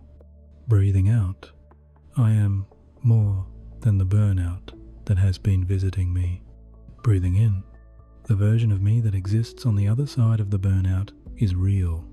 Breathing out, they have been here throughout the impossible period, beneath the depletion, waiting. Breathing in, the recharging is returning them incrementally, genuinely, with each breath of this night.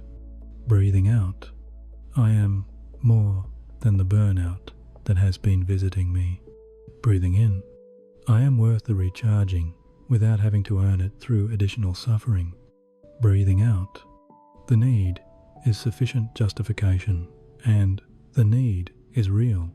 Breathing in, I receive the full recharging without the monitoring's assessment of my worthiness. Breathing out, I am more than the burnout that has been visiting me. Breathing in, my body has been running on empty, and tonight the empty is being filled. Breathing out, the battery that has been on reserve power is receiving charge. Breathing in, each hour of this recharging night contributes to the filling. Breathing out, I am more than the burnout that has been visiting me. Breathing in, the courage of keeping going through the impossible period was real, and it was extraordinary. Breathing out, it has been acknowledged tonight in the language that the keeping going deserved. Breathing in, I carry that acknowledgement forward through every sleep cycle of this recharging night. Breathing out, I am more than the burnout that has been visiting me. Breathing in, the HPA axis is recalibrating through the vagal signal of every complete exhale. Breathing out, the cortisol pattern is returning toward the healthy diurnal rhythm that genuine recovery requires. Breathing in, the morning will receive a cortisol pattern that is closer to healthy than this evening's was. Breathing out, I am more than the burnout that has been visiting me. Breathing in, I wake tomorrow carrying less of the impossible period's weight than when I lay down. Breathing out, not all of it lifted genuinely less, and genuinely less is real. Breathing in, each recharging night lifts a little more.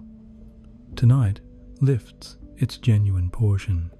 Breathing out, I am more than the burnout that has been visiting me.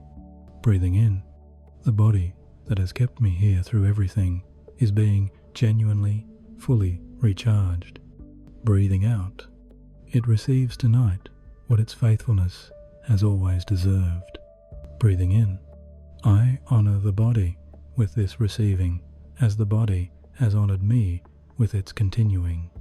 Breathing out, I am more than the burnout that has been visiting me. Breathing in, I sleep now in the warmth of the recharging that tonight has provided. Breathing out. I heal now in the depth of the recharging sleep that the session has made available. Breathing in. I return now incrementally, genuinely, breath by breath, to the person on the other side. Breathing out. I am more than the burnout that has been visiting me. Breathing in. I am the person who kept going. Breathing out. I am the person who is recharging.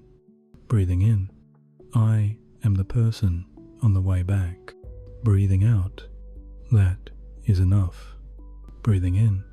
Tonight, that is more than enough. Breathing out. My body is recharging right now, and the recharging is real. Breathing in. The battery is filling with each breath, with each sleep cycle, with each hour of this recharging night. Breathing out. I am worth this rest, and the rest is genuinely, specifically, physiologically doing what it came to do.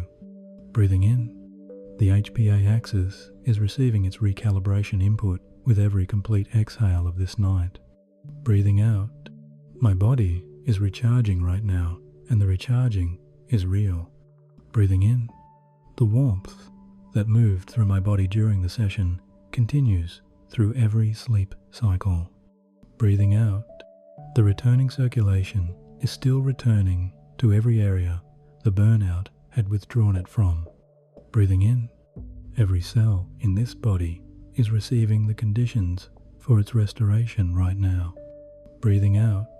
My body is recharging right now, and the recharging is real. Breathing in. I am more than the burnout that has been visiting me through the impossible period. Breathing out. The burnout is the condition I am, the person inside the condition, recharging toward the other side. Breathing in. The other side is real, and the approach is real, and the recharging is the approach. Breathing out. My body is recharging right now, and the recharging is real. Breathing in. I kept going through everything the impossible period asked of me. Breathing out. That keeping going was extraordinary in the specific, quiet, invisible way that the burnout's courage is extraordinary. Breathing in. The acknowledgement of that courage is here, and it is real, and I carry it through every sleep cycle of this night. Breathing out. My body is recharging right now, and the recharging is real. Breathing in. The parasympathetic activation is deeper in this sleep than in any ordinary burnout night's sleep.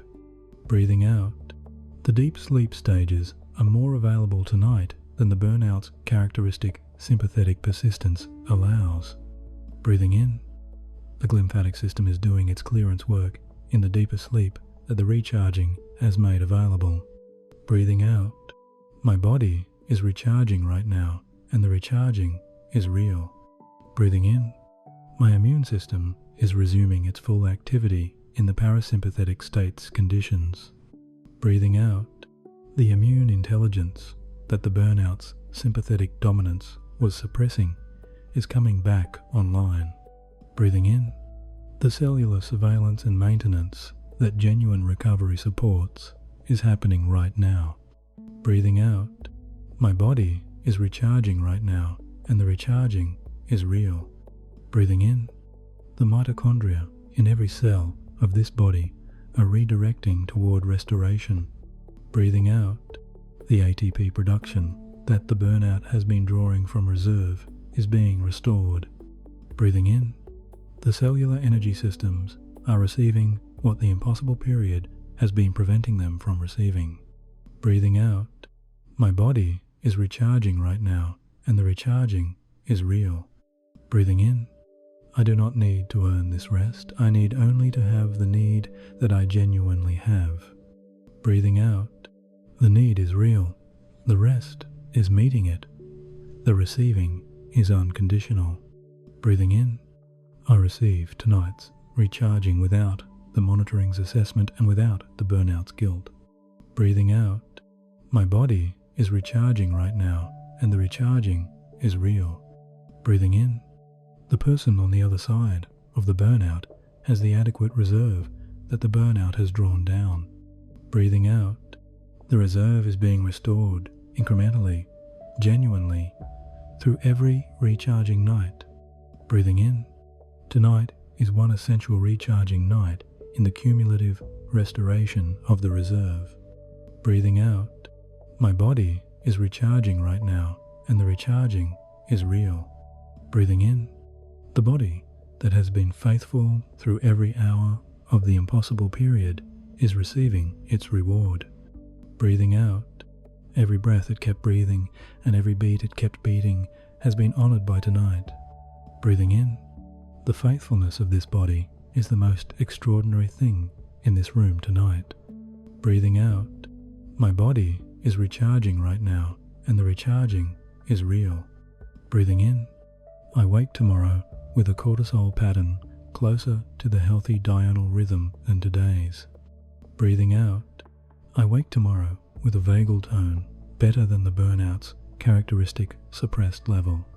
Breathing in, I wake tomorrow with a body that has received one genuine recharging night's contribution to the return.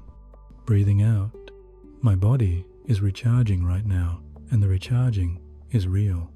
Breathing in, the recharging is cumulative, and tonight's contribution is real, and it builds on itself. Breathing out, each subsequent recharging night adds to what tonight has begun. Breathing in, the direction is clear, and the beginning is genuine, and the person on the other side is approaching. Breathing out, my body is recharging right now, and the recharging is real. Breathing in, I am held through every remaining hour of this night by the warmth of the recharging. Breathing out, by the faithful body that has never once stopped its work of keeping me here. Breathing in, by the recharging sleep that is carrying the restoration through every remaining cycle. Breathing out, my body is recharging right now, and the recharging is real. Breathing in, through the light, sleep, and the deep sleep, and the dreaming and the dreamless.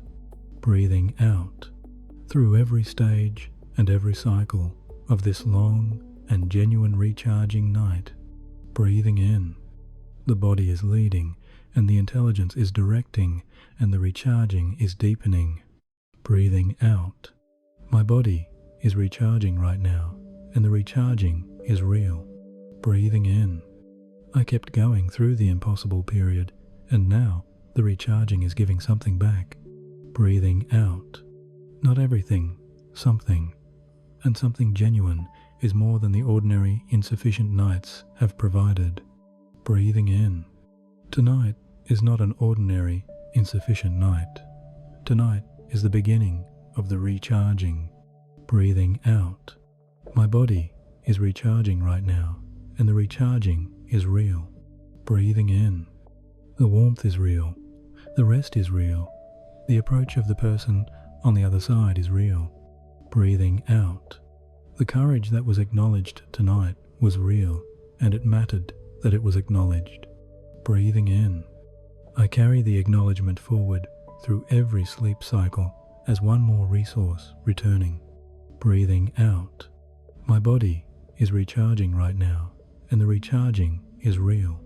Breathing in, I am the person who kept going. Breathing out, I am the person who is recharging. Breathing in, I am the person on the way back to the reserve that has always been worth returning to. Breathing out, my body is recharging right now, and the recharging is real. Breathing in, the battery is filling. Breathing out, genuinely filling. Breathing in, with each breath of this recharging night. Breathing out, the reservoir receiving. Breathing in, what it has needed. Breathing out, through the impossible period. Breathing in, my body is recharging right now. Breathing out, the recharging is real. Breathing in, I am held. Breathing out, in the warmth. Breathing in, of this faithful body. Breathing out, that has never stopped. Breathing in, choosing me. breathing out through everything, breathing in. My body is recharging right now, breathing out. The recharging is real, breathing in. That is enough, breathing out. Tonight, breathing in. That is more than enough, breathing out. The battery is filling, breathing in. The person is returning, breathing out. The night is doing its work, breathing in. My body is recharging, breathing out. Right now, breathing in. In this warmth, breathing out. In this faithful body, breathing in. That has always been worth recharging, breathing out. And is being recharged, breathing in. Right now, breathing out.